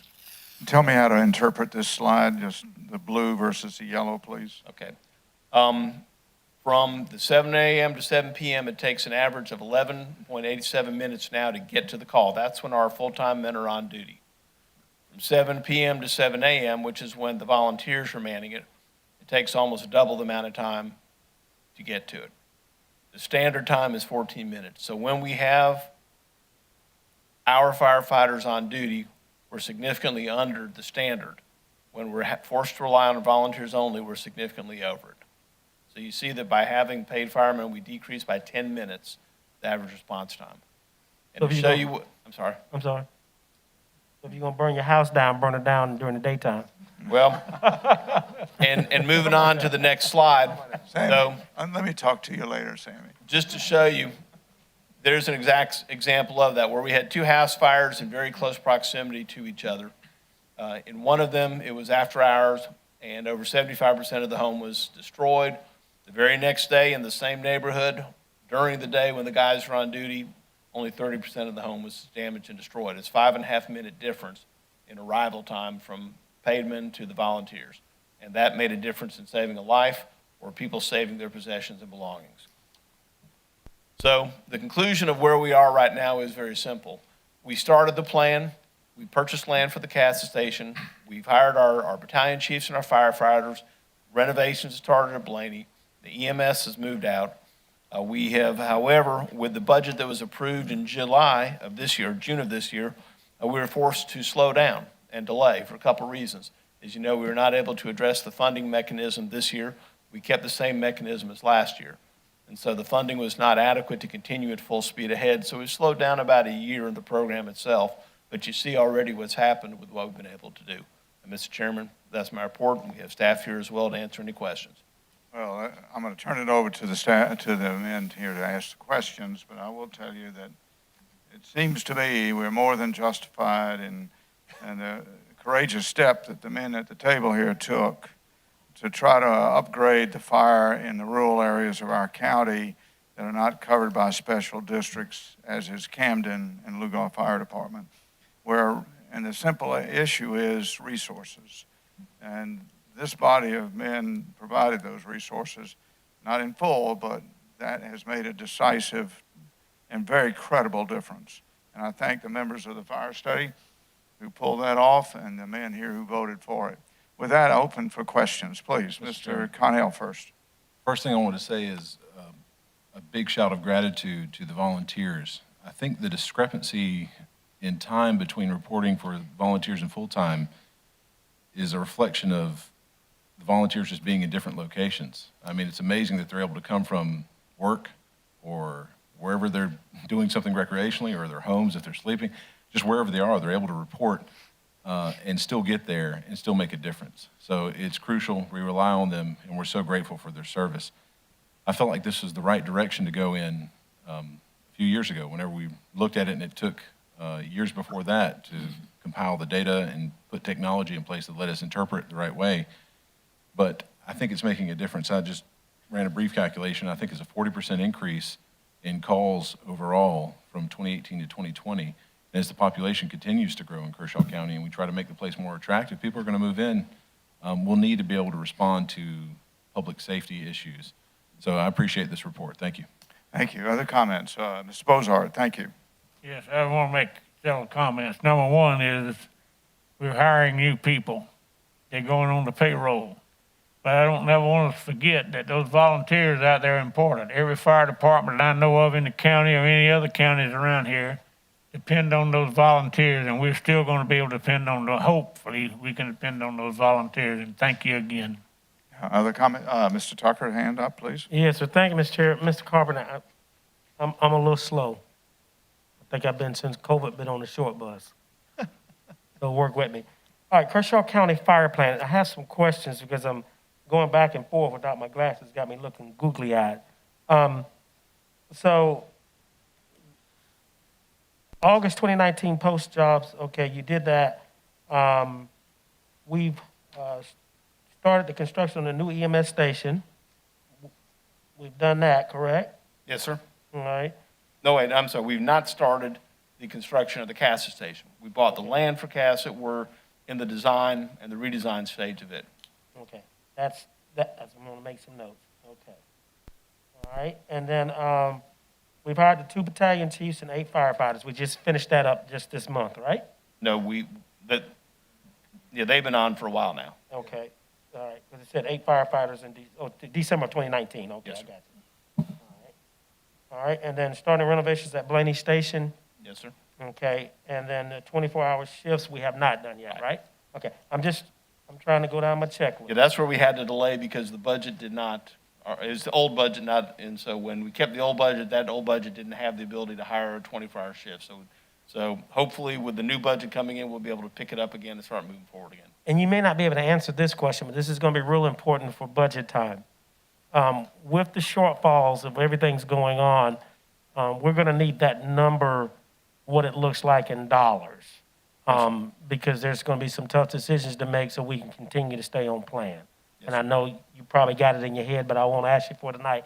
I'll just forewarn you. Thank you, sir. Mr. Snodgrass, please, sir. Just a few questions. I'll start with ones I think maybe are easy. So are we back with running medical calls with our fire service? Cool, good deal. Just what is a service call? What constitutes a service call? Yeah, Scott, come on. Service calls, what's listed on there, the service calls are non-emergency calls. Okay, Somebody calls in for a smoke detector check, I got their you. smoke Okay. alarm's going off, or, they just need us to come by and check, they thought they smelled smoke, it was just not an emergency Okay. call. that's what I thought, but I didn't want to assume. Sorry? Cat in the tree. Okay, I understand.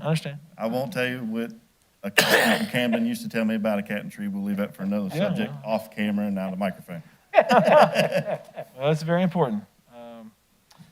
So as far as the funding, so we understand that the budget kept us from moving forward with the 24-hour, because we should have gone 24-hour shifts in Blaney, correct?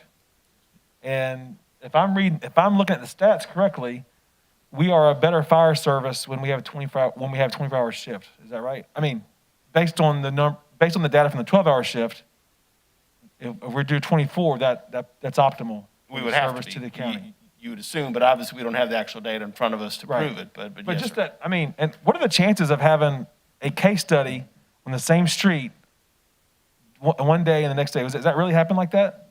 That just so happened. That's happened on that wild. one, so. I just, you think about the probability of that happening, it's, anyway, yeah, no one else cares, but I think it's crazy.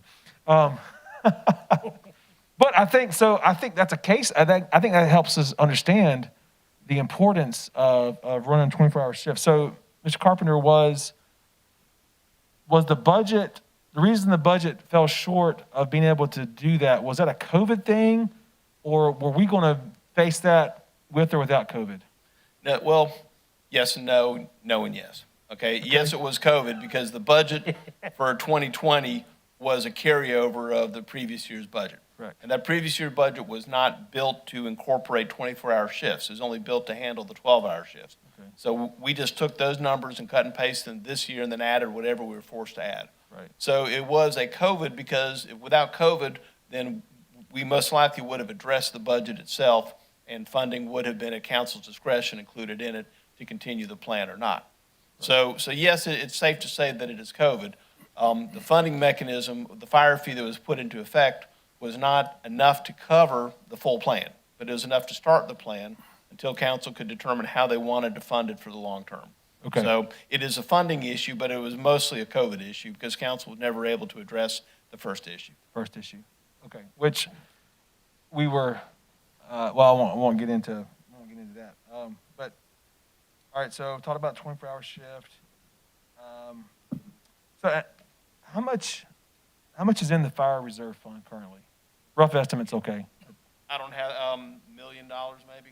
I don't have it in front of me, but I can. Yeah, but ballpark, that's fine. So I guess,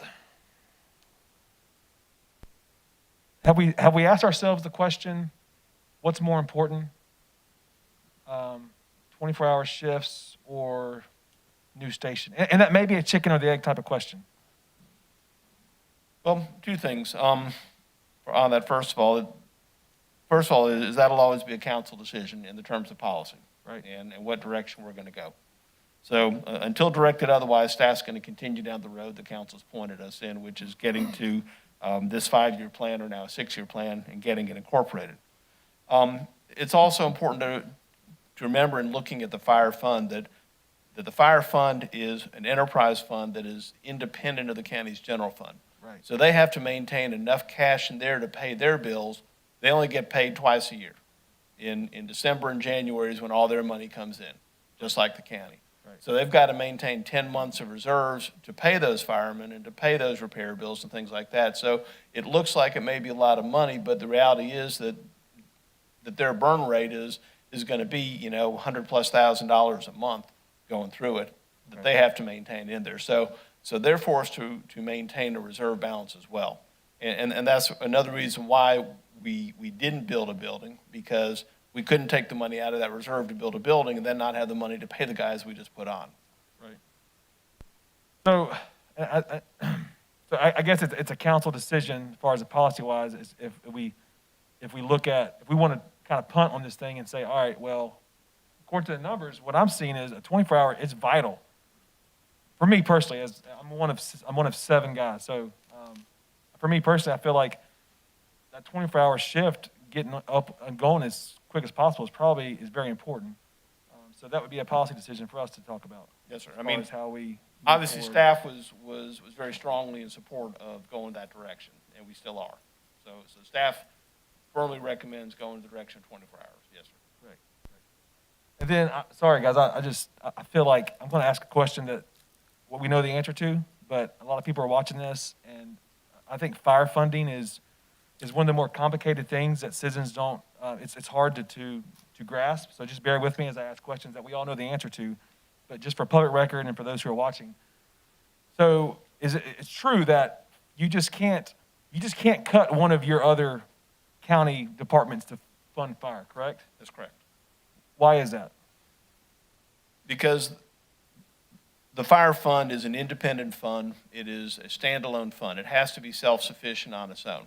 So money that goes to pay other services cannot be used to subsidize that, and there's really 2 reasons why. One of the main reasons is the county general fund is collected from every single taxpayer in the county. Right. However, the city of Camden and the Lugoff Fire District are paying into the general fund, but they do not pay into the fire fund because they already pay their own taxes into their own fire fund. So we cannot take their money and use it to subsidize a county fire service that they don't get the day-to-day benefit of. So we're not able to use general fund money to prop up that fund. It has to be self-sufficient from within its own boundaries, which exclude Camden and Lugoff. So it would not be constitutional or moral to use money from someone on Hilton Street, to use their money to fund a county fire service that they'll never utilize. I would agree with you, yes, sir. Yeah. And so, again, we all know the answer to this. I know I'm belaboring this, but as we get into this gets complicated. I just want to go on the record and make sure we all understand that this is going to be more than just well, let's just take it from here, and that it's going to be more comprehensive than that. Just real quick, thank the volunteers and what they do, staff. Thank you guys for what you guys do. I know that all of you guys are dedicated to the fire service and to the profession and do it at a great job. And a lot of people don't know, a lot of our volunteers, they're full-time firemen at other services. And so on their day off, they're here in Kershaw County on call, ready to go. So I don't think a lot of people realize that. So again, I say that just for public record that people recognize those sacrifices. So thank you guys. Appreciate it. Other comments? Mr. Gardner? Oh, I'm sorry, Mr. Jones. I'll yield. Thank you. Go ahead, Jimmy. Just a couple of comments, and, we talk about the fire fee. It wouldn't be fair to probably impose that on someone who wasn't in the district, correct, Mr. Carpenter? So it wouldn't be legal, yes, sir. Oh, legal, okay. Because I do know that we have a sewage fee, that people pay a sewage tax, and they'll never see sewage in their lifetime, their children's lifetime, or their grandchildren's lifetime. And once again, if I'm wrong on that, somebody can speak up. But anyway, we have a $29 fee right now that council enacted a Yes, while sir. back, okay? What the county really needs, is millage. That would be the most dependable source, yes, sir. About 24 mills. That's roughly the figure we came up with last year, yes, sir. Okay. Now, we're obviously in the same budget we had last year due to the pandemic, which is understandable. We carried that over because, one, we didn't know what kind of revenues we were going to get coming in, and I thought that was a very smart thing for us to do. When we talk about the fireman fee, the $1 million, not wanting to put staff or anybody on the spot, but how do our firefighters feel about us talking about using their $1 million in their fund? And can we really legally do that? Well, those funds are, now the 1% money is different from this money. So 1% money, we don't have any control over. You don't, I don't. That money has got to be determined how to be spent by the firemen themselves. And that total is? 100 and, This next one going around is right at 80,000. I do believe the one's coming up. that's their money, and we can't touch that. The money that's in the reserve is the money that has been collected through the years from the taxpayers of the county, that the county council determines how to spend. So it's not their money the way the 1% money is their money. That's the council's determination how to spend that money. When do you foresee being comfortable enough to bring something before this county council? During the budget process. Okay. So, and that'll be, starting, of course, our beginning phases. You mean for next year's? Yes, sir. I got Yes, you. sir. So in Not, the not revisiting next this 8 budget. weeks, I got you. we'll be starting the next budget process. Okay. That's all the questions I had. Thank you. Very good. Other comments? I do. Mr. Gardner? I think the fact that, we've bannered and asked questions, all that, and ultimately, we have one issue, and it's funding. I mean, the numbers bear out that full-time firefighters, our numbers are down, they work. So ultimately, the one question is, how do we fund it? So, I think that's where we are. I think that's if we can do it with the millage, if we can do it from whatever standpoint we need to, and we all know that we will never have 100% paid firefighters throughout the county. We can't afford it.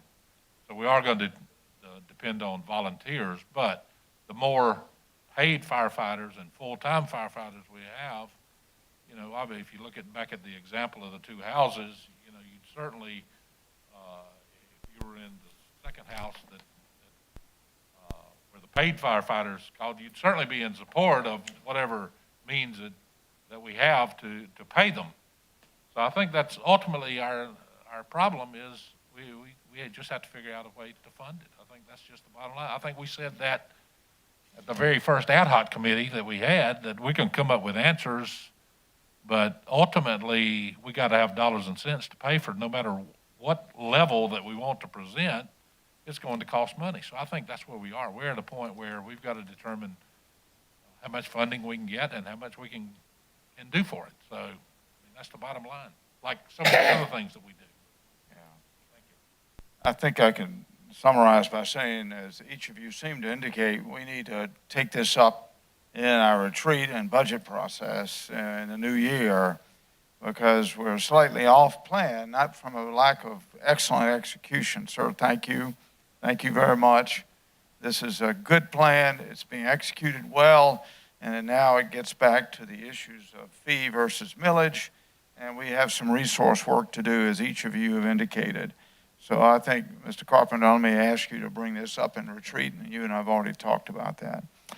With that, I think we're ready to move on unless there's another comment. I would just like to close out, Mr. Chairman, as we have, I think all of y'all pointed out, that the volunteers are so critical to this. And this plan was developed with the volunteers. The volunteer captains are part of this plan, part of what we do. Their commitment is unequaled, The lack of numbers is not based on commitment, it's based on reality. And we're trying to recruit more, and I'd like to show you a recruiting video as we close this out Okay. that we just came up All with. right.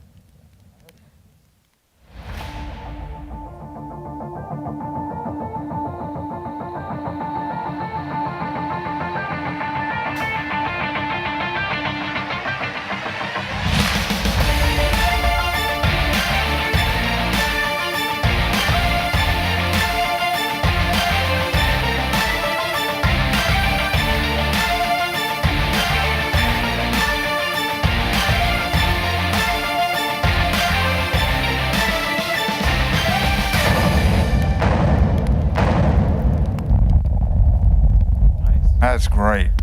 Is it on Facebook already? Yes, sir. Great, I'm gonna look for it. Thank you. Well done, well done, Good job. well done. That's good leadership.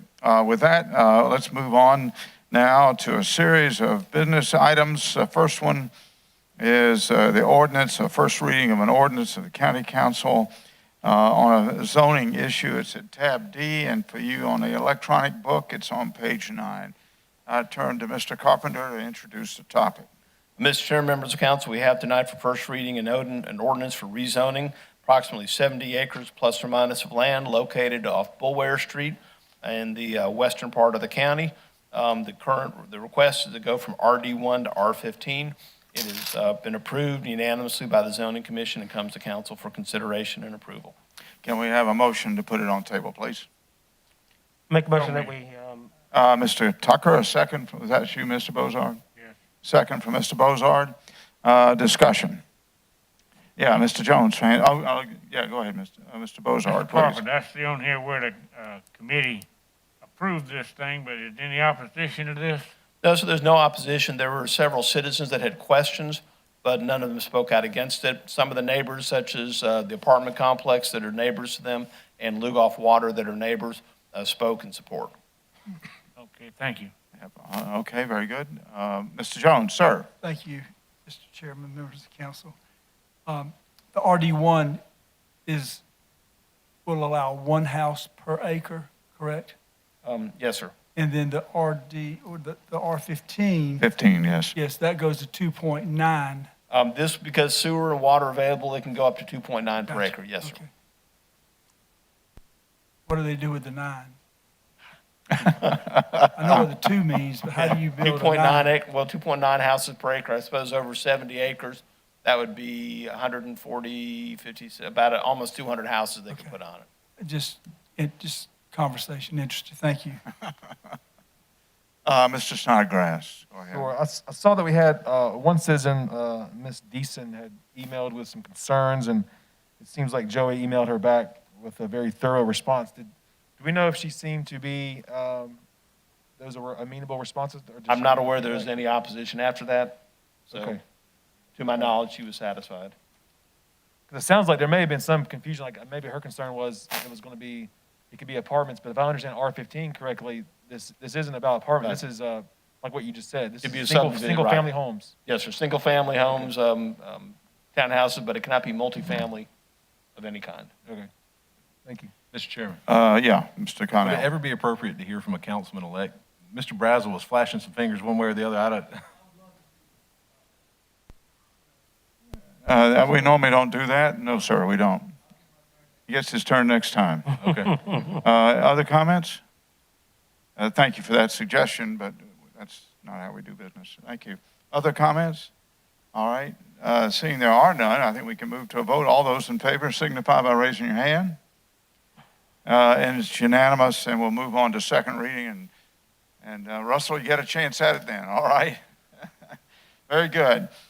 With that, we move to a series of new businesses. We have 2 items into that category. Item number 1 is on page 31, and it's a schedule for county council meetings placed on the agenda by Mr. Gardner. It's also at tab E and on the screen. Mr. Gardner, you have a motion. Yes, sir. I'd like to move that we adopt a calendar of 1 meeting per month on the second Tuesday of each of those months for 2021.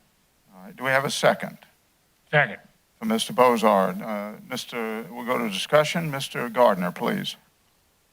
Yeah, I think that we've proved this year with COVID that one meeting is all that we really need. And I went back and looked at like the last 20, 25 meetings, and there were only a few cases where we actually had more than 3 items on an agenda, other than maybe a resolution or some sort of public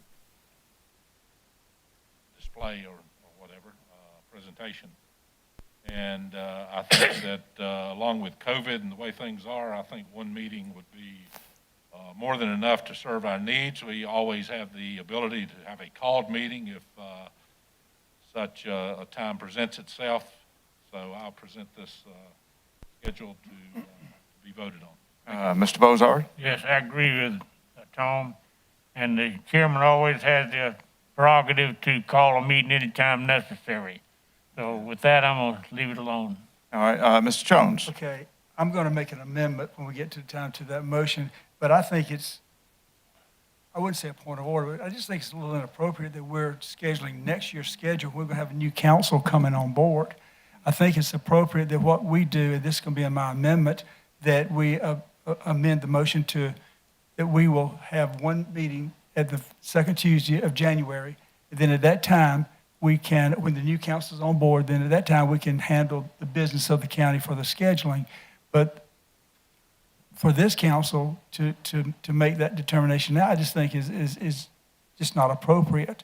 Because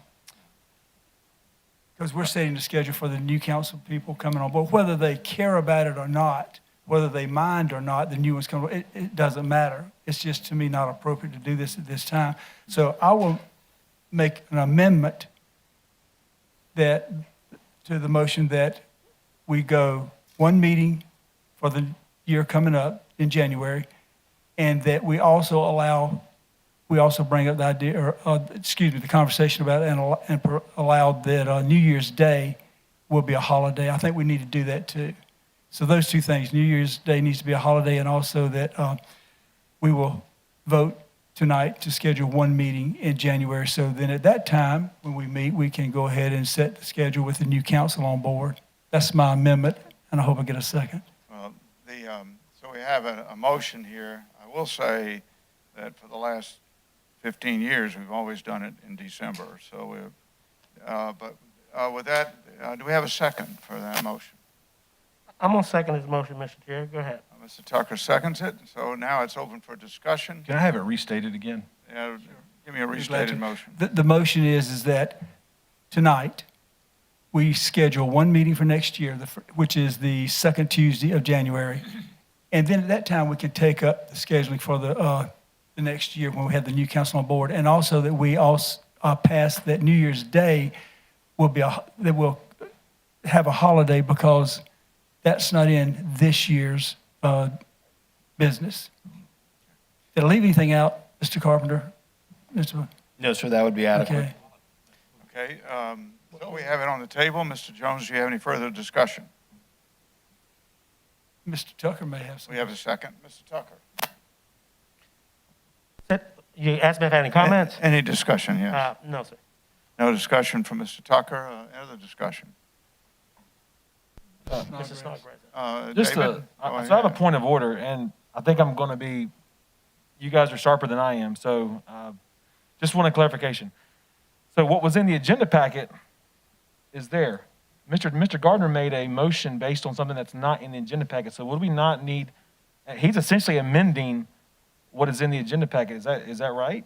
We do that quite often, Mr. Snodgrass. That's Okay. not a point of order. It's a procedure, parliamentary. But do you have any No, that further was just my discussion? point. Again, I knew I'd be wrong, but you guys are sharper than I am. I didn't mean to say It you're just caught wrong. me as, he didn't motion what was in my packet. He motioned something else. And Mr. Chair. Go ahead, Mr. Jones. Mr. Snodgrass, I think you were right, actually.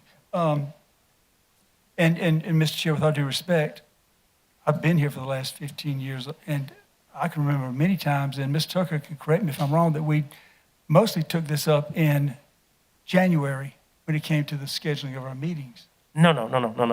We took up the position of the vice chair, but we've always done our holidays in December. Not when a new council member was coming on board. Yes, sir. 10 years I've been here, it's always sir. been in Yeah, the it's been in December December. meeting. Yeah. Okay. And I'll just say, as a chairman, when I came in as a new chair, it had already been established for me as well. And that was 2014, 15. Mr. Bozard, you had your hand Same up. thing here, y'all established it when I came in 4 years Yeah. ago, it's in December. Well, I want to thank everybody. My motion still stands. Essentially, this is a change in our procedures to do it in January instead of December. Mr. Chairman? But on the substance of the matter, I'll be right with you. We have right now, the item on the table right now is Mr. Jones's amendment to the amendment. Go ahead, sir, Mr. Connell. Mr. Chairman, I like the idea actually of having the sitting council decide their own schedule. What happens with meetings throughout the rest of the year, I guess I'll go ahead and comment now, depending on whether his motion passes or fails. You know, even if it's, rezoning's the main issue, I think we should look at. You know, 3 readings on the code doesn't directly impact people immediately like a rezoning petition would. And it seems like we need to have some more meetings than once a month, unless we're going to have an unstated policy or something of, whenever we got a rezoning application in, we need to call some of those meetings to get people to move through, because this impacts people and businesses on how they're going to fund property and projects. And if you draw that out over 3 months versus a month and a half, it makes a difference in people's lives. I've seen it with my clients and other people in the community who are trying to figure out how they're going to fund things. And sometimes 3 months is too long of a lead time to hang on to financing, to lock a rate with a bank. They may not extend you out that long. So I feel like we should give some consideration to rezoning applications. They seem the most sensitive. Go ahead, Mr. Gardner, please. Yeah, I would agree with you that the only circumstance that I can think of is something that would require a zoning vote. But with 1 meeting a month, so we have it on Tuesday, January, we have a zoning issue that is, and I can't think of one in 10 years I've been here where we've had to have a called meeting for, but we could call a meeting 2 weeks later, and then for the second reading, and then the next month, so you've got it done within 1 month. So I understand what you're saying, I just don't think that's a significant problem. Mr. Chair. So- Mr. Chair.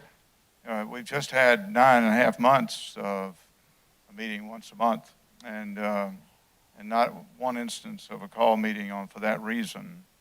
We've had call meetings for other reasons, and we've always offered to anybody the need to call a meeting if there was one. Mr. Jones, go right ahead. Well, let me just say that I'm not going to say it's a point of order, but my motion on the table has nothing to do with that, 2 meetings a month. My motion on the table has to do with us having 1 meeting next month and that we designate New Year's Day a holiday. So this is a discussion we should be having if mine fails. But I mean, just thought I'd bring that up. Well, I think that's And probably.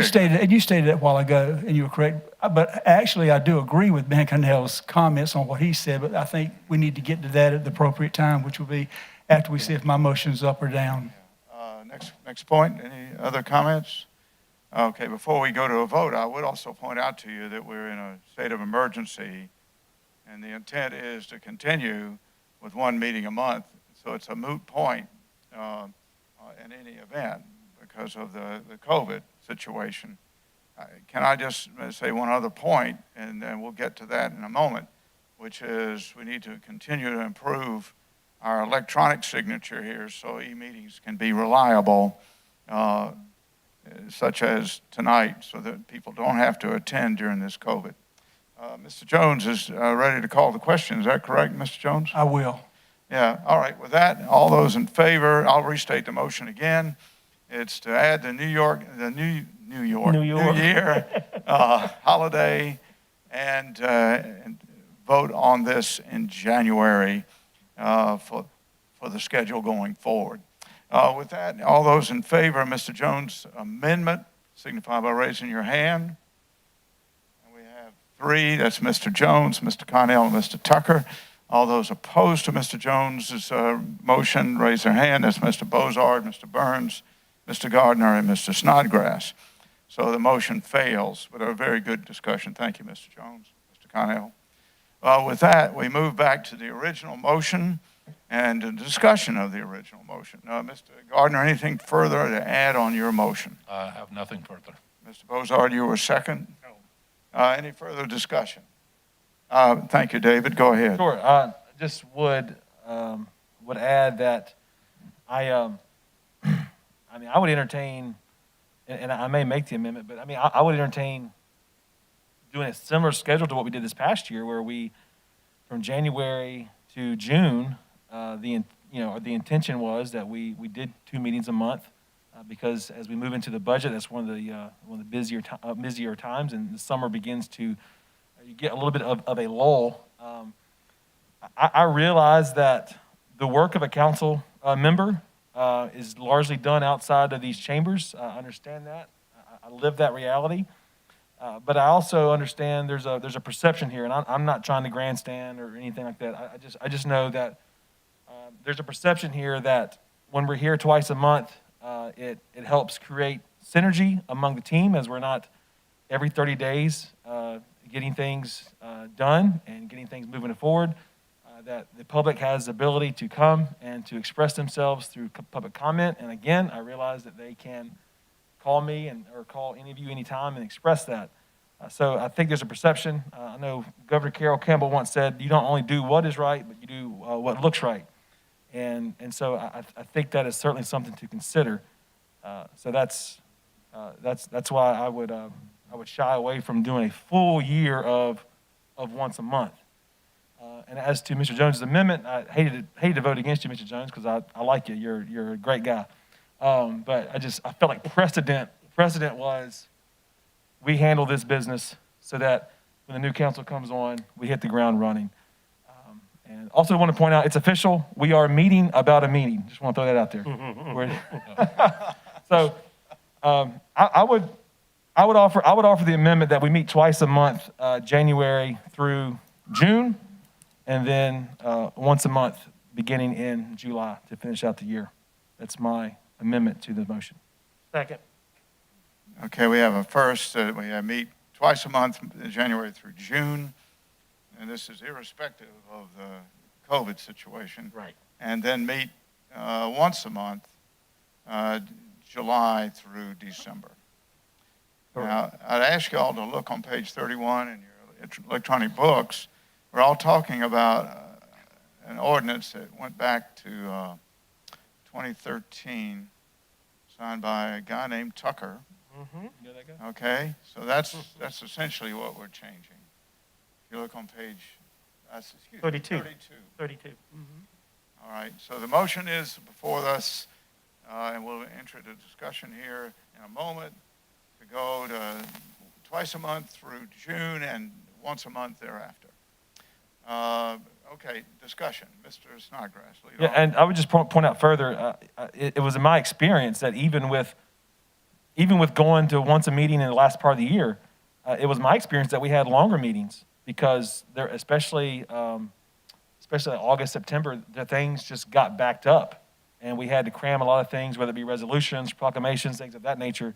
We had to cram it all into one meeting, and so I guess it's kind of, hey, do you want to be here longer, or you just want to just come more in the month? So this is just kind of my piece to maybe find some sort of middle ground. I actually enjoy that. I mean, I'm not saying that you guys don't enjoy this, so I'm not reflecting this upon you guys at all. I'm just saying for me, when I ran for office, I look forward to being here and doing, not for any sort of attention or grandstanding, but I mean, this is just something that I do like to be a part of. But I do recognize that there are times where once a month is certainly sufficient. Mr. Tucker had the second. You want to go ahead, Mr. Tucker? Thank you, Mr. Chairman. I second this because if you look back as well, I did not vote on, I was not here in December's meeting last year, so I did not vote on the last meeting schedule that we're in now. I say that because I think just the opposite, that it is easier to cancel a meeting than to call a meeting for these facts. Knowing my schedule as a self-employed entrepreneur, I can set my schedule. Call meetings don't always work out to where it's at the best time for all 7 council members. And I know we're underneath this emergency ordinance. These next 6 months could just be one meeting a month, depending on how quick this virus disappears. I got that, and I'm okay with that because we're doing it because of health reasons and safety reasons. If it happens to work out that way, I don't think that we'll be as worried about the virus in June and July if all things come to fruition that I'm hearing about with the vaccine and people doing the proper things. So, but I think it's easy to tell the public and for council members, and maybe I'm the only one that feel this way, that we're not having this meeting 2 weeks in advance than it is to call a meeting and only give them 24-hour notice.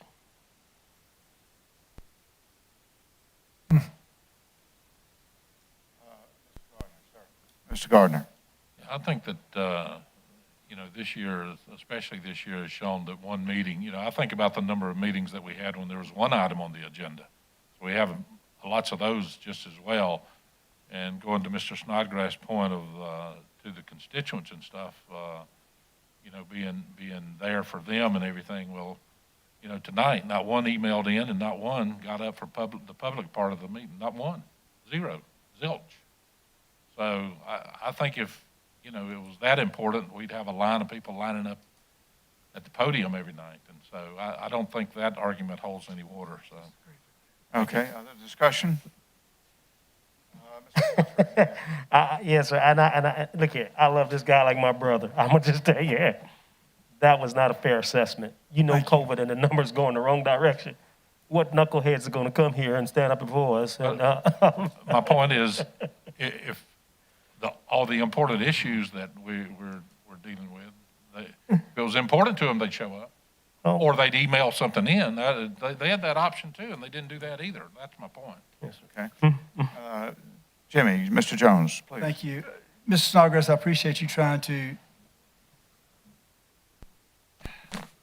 I don't want to say Band-Aid, fix this or meet some of us halfway or whatever. I support 2 meetings a month. I think 30 days between the meetings is just too long. We have 2 meetings a month. We've always, just because you always have done something doesn't make it always right. But to me, 30 days, you get disconnected. It's just too long of a space between the meetings. And I think that we, when I ran, bottom line, I knew there was 2 meetings a month. And I've never supported taking one of those meetings away unless it was, of course, the Christmas, December I did because of Christmas, because of where the second meeting, the fourth Tuesday always fell on. But I'm not going to support the amendment, and I'm not going to support the motion on the floor, the amendment to the motion, and I'm not going to support Mr. Gardner's motion either, because I am going to make an amendment to that when we get there, that we go to 2 meetings a month and do business as usual. Thank you. All right. Further discussion. I believe less government is better government. I believe that if we give thoughtful consideration to the policy decisions that are made up here, the administrator and his team are freed to do what they're supposed to do, and that call meetings would work. I want to reiterate what I said before. We are not in the 21st century on our e-meeting formats here. It's going to take some resources, and we need to continue to improve that. That may be the wave of the future. I just think we can do better on, one, call meetings and how we do those, and secondly, how we can do on e-meetings. Not being critical here, this is just a resource issue. So to restate the motion, and let's go to a vote, okay, which is Mr. Snodgrass's motion, which was seconded by Mr. Tucker, to go to 2 meetings a month, January through June, okay, and secondly, 1 meeting a month, July through the end of the year. All those in favor signify by raising your hands. Mr. Tucker, Mr. Snodgrass, and Mr. Connell, and Mr. Jones. All those opposed signify by raising your hand. And that's Mr. Gardner, Mr. Burns, and Mr. Bozard. The motion passes. So we're at 2-1 on that particular thing. So that's the amendment to the amendment. So now we have to the motion. Say again. It was his amendment to his motion. That's correct. It failed. It didn't pass. His was an amendment. We haven't voted on his, but we have overcome it. So, Mr. DeVos, I think we now have to, Well, I think you voted on Mr. Snodgrass's amendment. Correct. that's correct. Yeah, and I believe 4 people voted for it. That's right. There So is now you have So- to vote on the motion as amended. That's correct. Right. So if you guys will say now we have to vote on the motion as amended, which is kind of duplicitous, but that's what we must do, which is that we vote on the amendment, which is 2 in January through June and 1 in the second half. We vote on the motion as amended. Yes. That's correct. We Thank just you very voted on the much. motion as amended. As amended. Now we're So going back to Mr. Gardner's motion. No, as amended. Oh, I As got amended. you. Okay, I'm with you. So all those in favor of the vote as amended, signify by raising your hand. Mrs. Snodgrass, Mr. Tucker, Mr. Jones, Mr. Connell, and in this case, Mr. Burns. All those opposed, Mr. Bozard and Mr. Gardner. And the motion passes as amended. So we're at 2 and 1. Mr. Chairman, Yeah, go ahead. out of respect, I just wanted to say for the record, out of respect, that I disagree with you as far as less meetings is less government. You know, Well, that's another discussion. no, I just wanted to say that politely. Thank you. Thank you very I much. didn't agree with that comment. Thank you. With that, we move now to item number 2 under business, bid for lighting KC West ball fields, Annex F. It's at page 33 in your book. Shane, we have you here tonight. Thank you for coming. Vic, can you introduce the bid, please? Mr. Chairman, members of council, the KC West ball fields, you recall several years ago when the school district decided to build a new school on top of our existing ball fields, we were forced to build new fields. The 4 fields were built at that time with the plan to put lighting up later. We slowed this process down with COVID, but we need to go ahead and get those lights up. We present to you tonight for your consideration and approval the cost of lighting 2 fields out of KC West for a total of $289,722. Very good. Can we have a motion to approve? So moved, Mr. Chairman. Good. Mr. Tucker, a second? Second. Second from Mr. Bozard. Let's have some discussion. Is this complete? I have a first question, which is, does this complete all the ball fields, or what does this leave? This finishes the plan. There'll still be 2 fields out there that are not lit, but that was not, that was always going to be, maybe someday we would have them all lit, but we always talked about having these 2 fields lit. And the second question is, the rec committee has been consulted in this. Yes, sir. Thank you very much. Discussion. Mr. Bozard. Contractor on this is the factory itself. Yes, sir. Must go. Okay. All right. Other discussion. I'd just like to make a comment. Jones, please. Shane's doing a great job. Keep it up. Appreciate you keeping us moving forward on as few dollars as possible. Thank you. Other comments? Yeah, this is great. KC West is turning out to be a real jewel out there. It began years ago before I came here. The Play Foundation has been helpful. It's a real community asset. We have other work to do, I guess. And we can put it up before the council in the new retreat about new recreation improvements. So no further comments. Let's move to a vote. All those in favor signify by raising your hand. And Mary, is unanimous and passes. Thank you, Vic. Thank you, Shane. Thank you very much. That concludes new business. We move now to council briefings. Mr. Bozard, with a sad heart, it's your turn. And for the last time, I did not pass you by. Thank you. Mr. Bozard, you have the chair. Go ahead. For the past 4 years, I've enjoyed these meetings. I've enjoyed working for the county. I got some of my projects that I wanted completed, some of them I didn't. Water for the Dover Mill Fire Department I didn't get. And water for the people up on Chavez Green Road I didn't get. And I'm hoping my replacement will maybe take that fight up. I went through Representative Kleiman, Norman, and our state representative Sheehan, and I couldn't get them to help me with this, but maybe from here going forward we can get water up there, because I have talked with some of those folks up on Chavez Green Road, and their water, the only thing they can do with the water up there is wash clothes. It's that bad, so we need water up there. But again, I want to say thank you for everybody that's helped me over this last 4 years. I feel like I've been here a lot longer than that, but I do appreciate everything. Thank you very much. Thank you, sir. Mr. Connell. Thank you, Mr. Chairman. Al, thanks for your service. It's been a pleasure sitting next to you. It's hard to believe I'm going to have somebody better looking than you sitting next to me. And that's good. Yeah, right. But I hope that you travel safe with your wife and have a great time seeing different parts of the country. I'm a little bit envious, and you deserve it. Thanks for your service.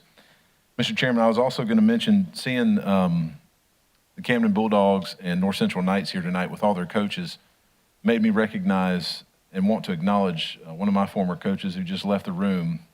These coaches have such an impact on kids when they're coming up. They teach them lessons and spend more time with them throughout the day, often than their parents.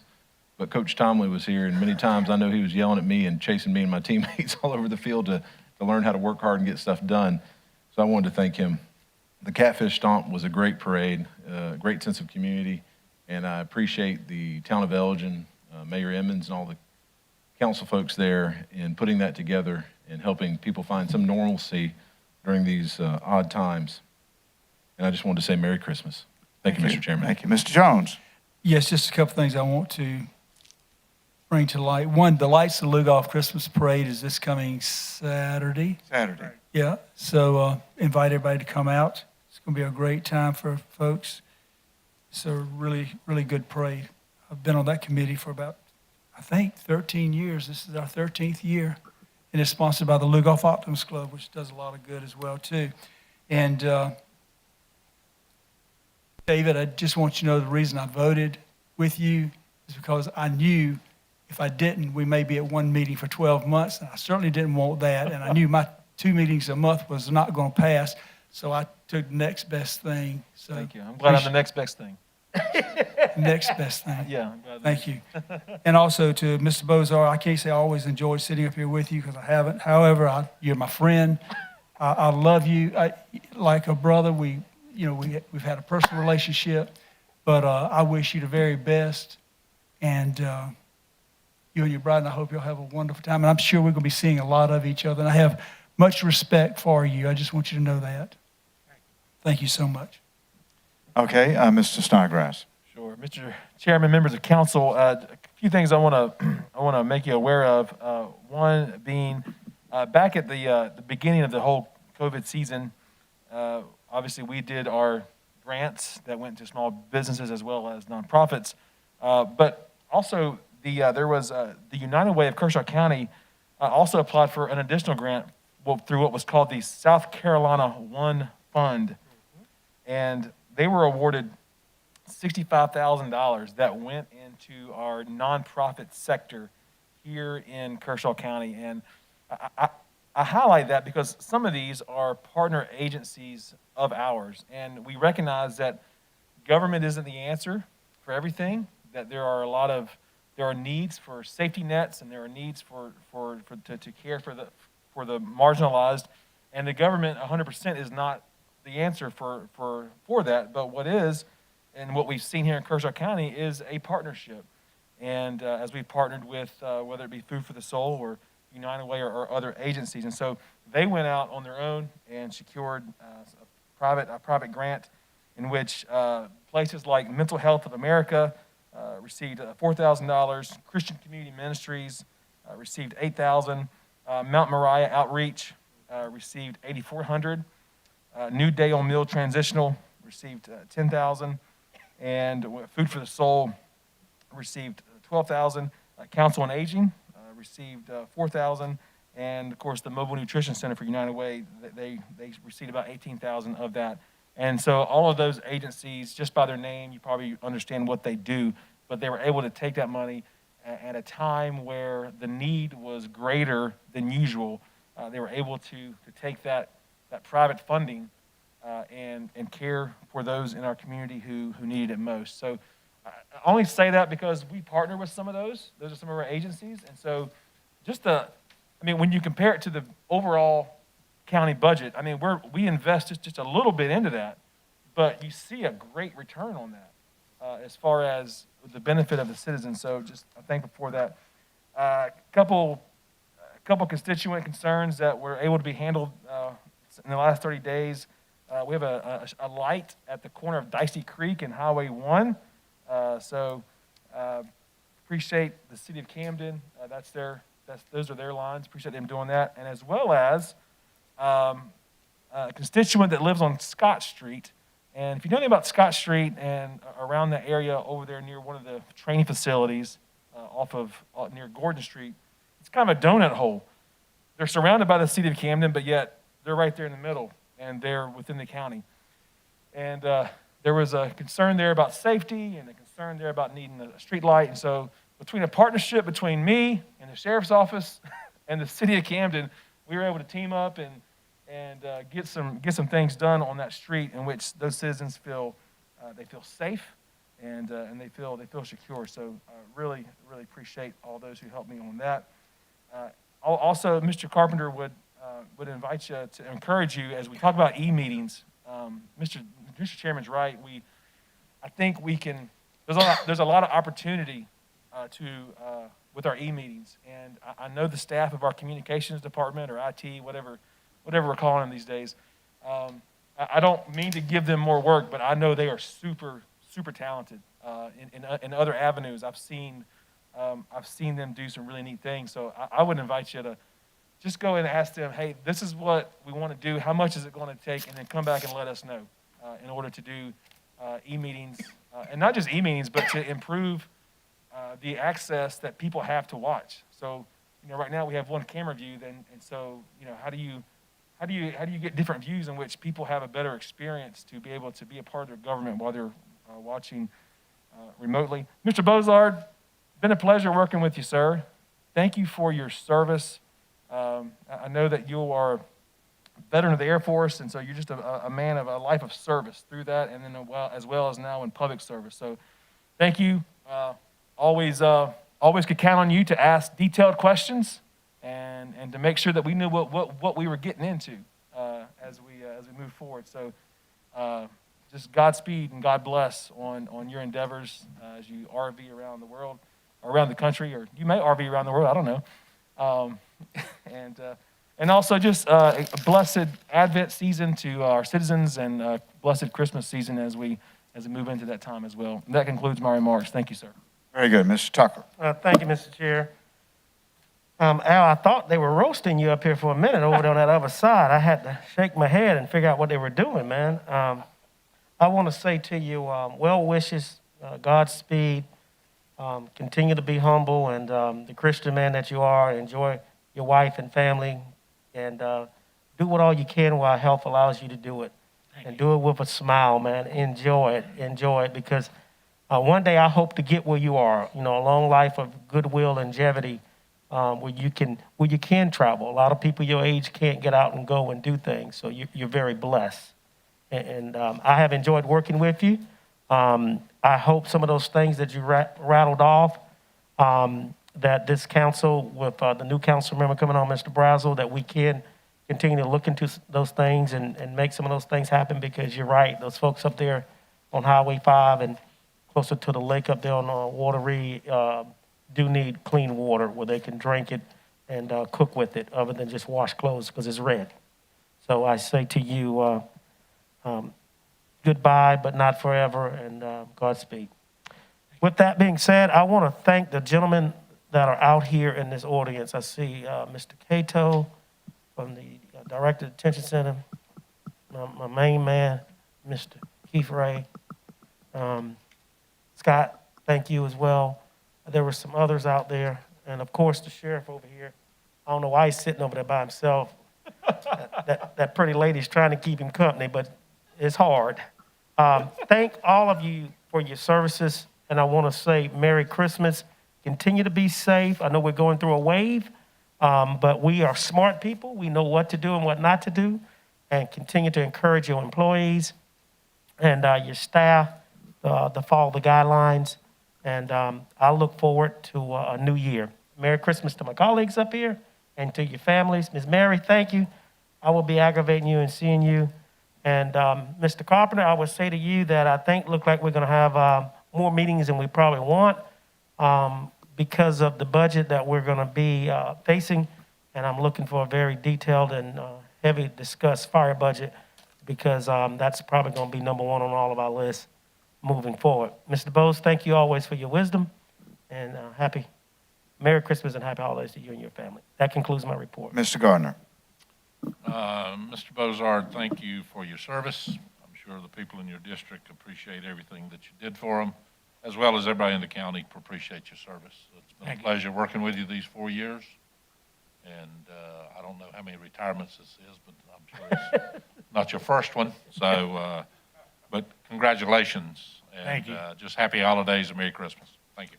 And I'll conclude, Mr. Bozard, I can't hardly add to what's already been said. You have a servant's heart, and you're almost like a soldier.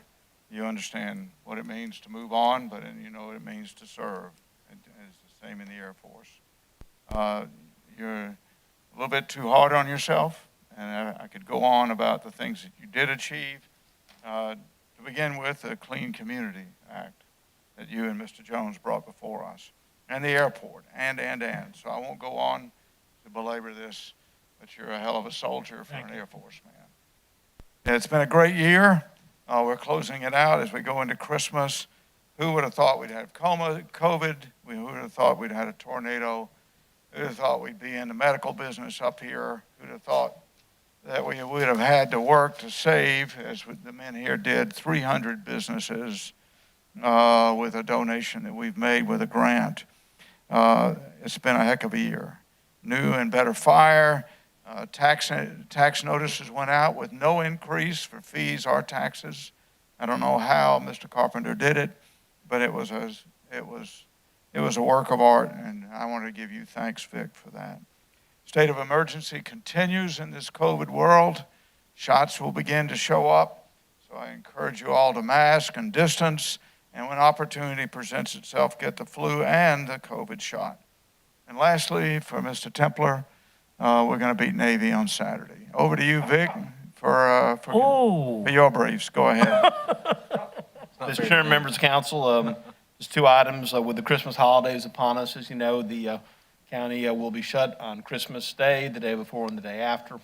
When that falls on a weekend, then it would be on the next day after that weekend. So please be aware of that. Also, we have two events coming up this month. One on December 19th at the Veterans Park of the River, the movies that are sponsored by the Parks and Recreation Department. Those are family movies. It's ELF. It's free to the community. They just need to make reservations to come out. This year, we are having lighted displays along the walking trail, so it'll add an element of fun and festivity for the families as well. The next night, our Sheriff's Office and Parks and Rec are sponsoring another movie night as well. So we have 2 nights of free movies for families out of the Veterans River Park, December 19th and December 20th. Mr. Bozard, it's been a pleasure, and I look forward to continue serving you as the years go on, because I'm sure you have my phone number, and you'll be calling me as you need to. And, Mr. Chairman, that's my report. Mr. DeBose? I have nothing, Mr. Chairman. And Mr. Tucker has asked that we have an executive session. Thank you, Sheriff, for your long patience. Mr. Tucker, do you want to make the motion? Yes, sir. I'd like to make a motion, Mr. Chair, that we have an executive session to address a legal matter. And I would like to invite the county attorney, the administrator, and the sheriff, please. And will there be a vote afterwards? No, sir. Okay, so we'll return after that. Can we have a second? Second. Second from Mr. Gardner. Any discussion? All right, and to repeat, we will not have a vote when we return, so those of you watching or waiting, you could probably leave. And we'll do it in the upper room to keep distance up on the second floor.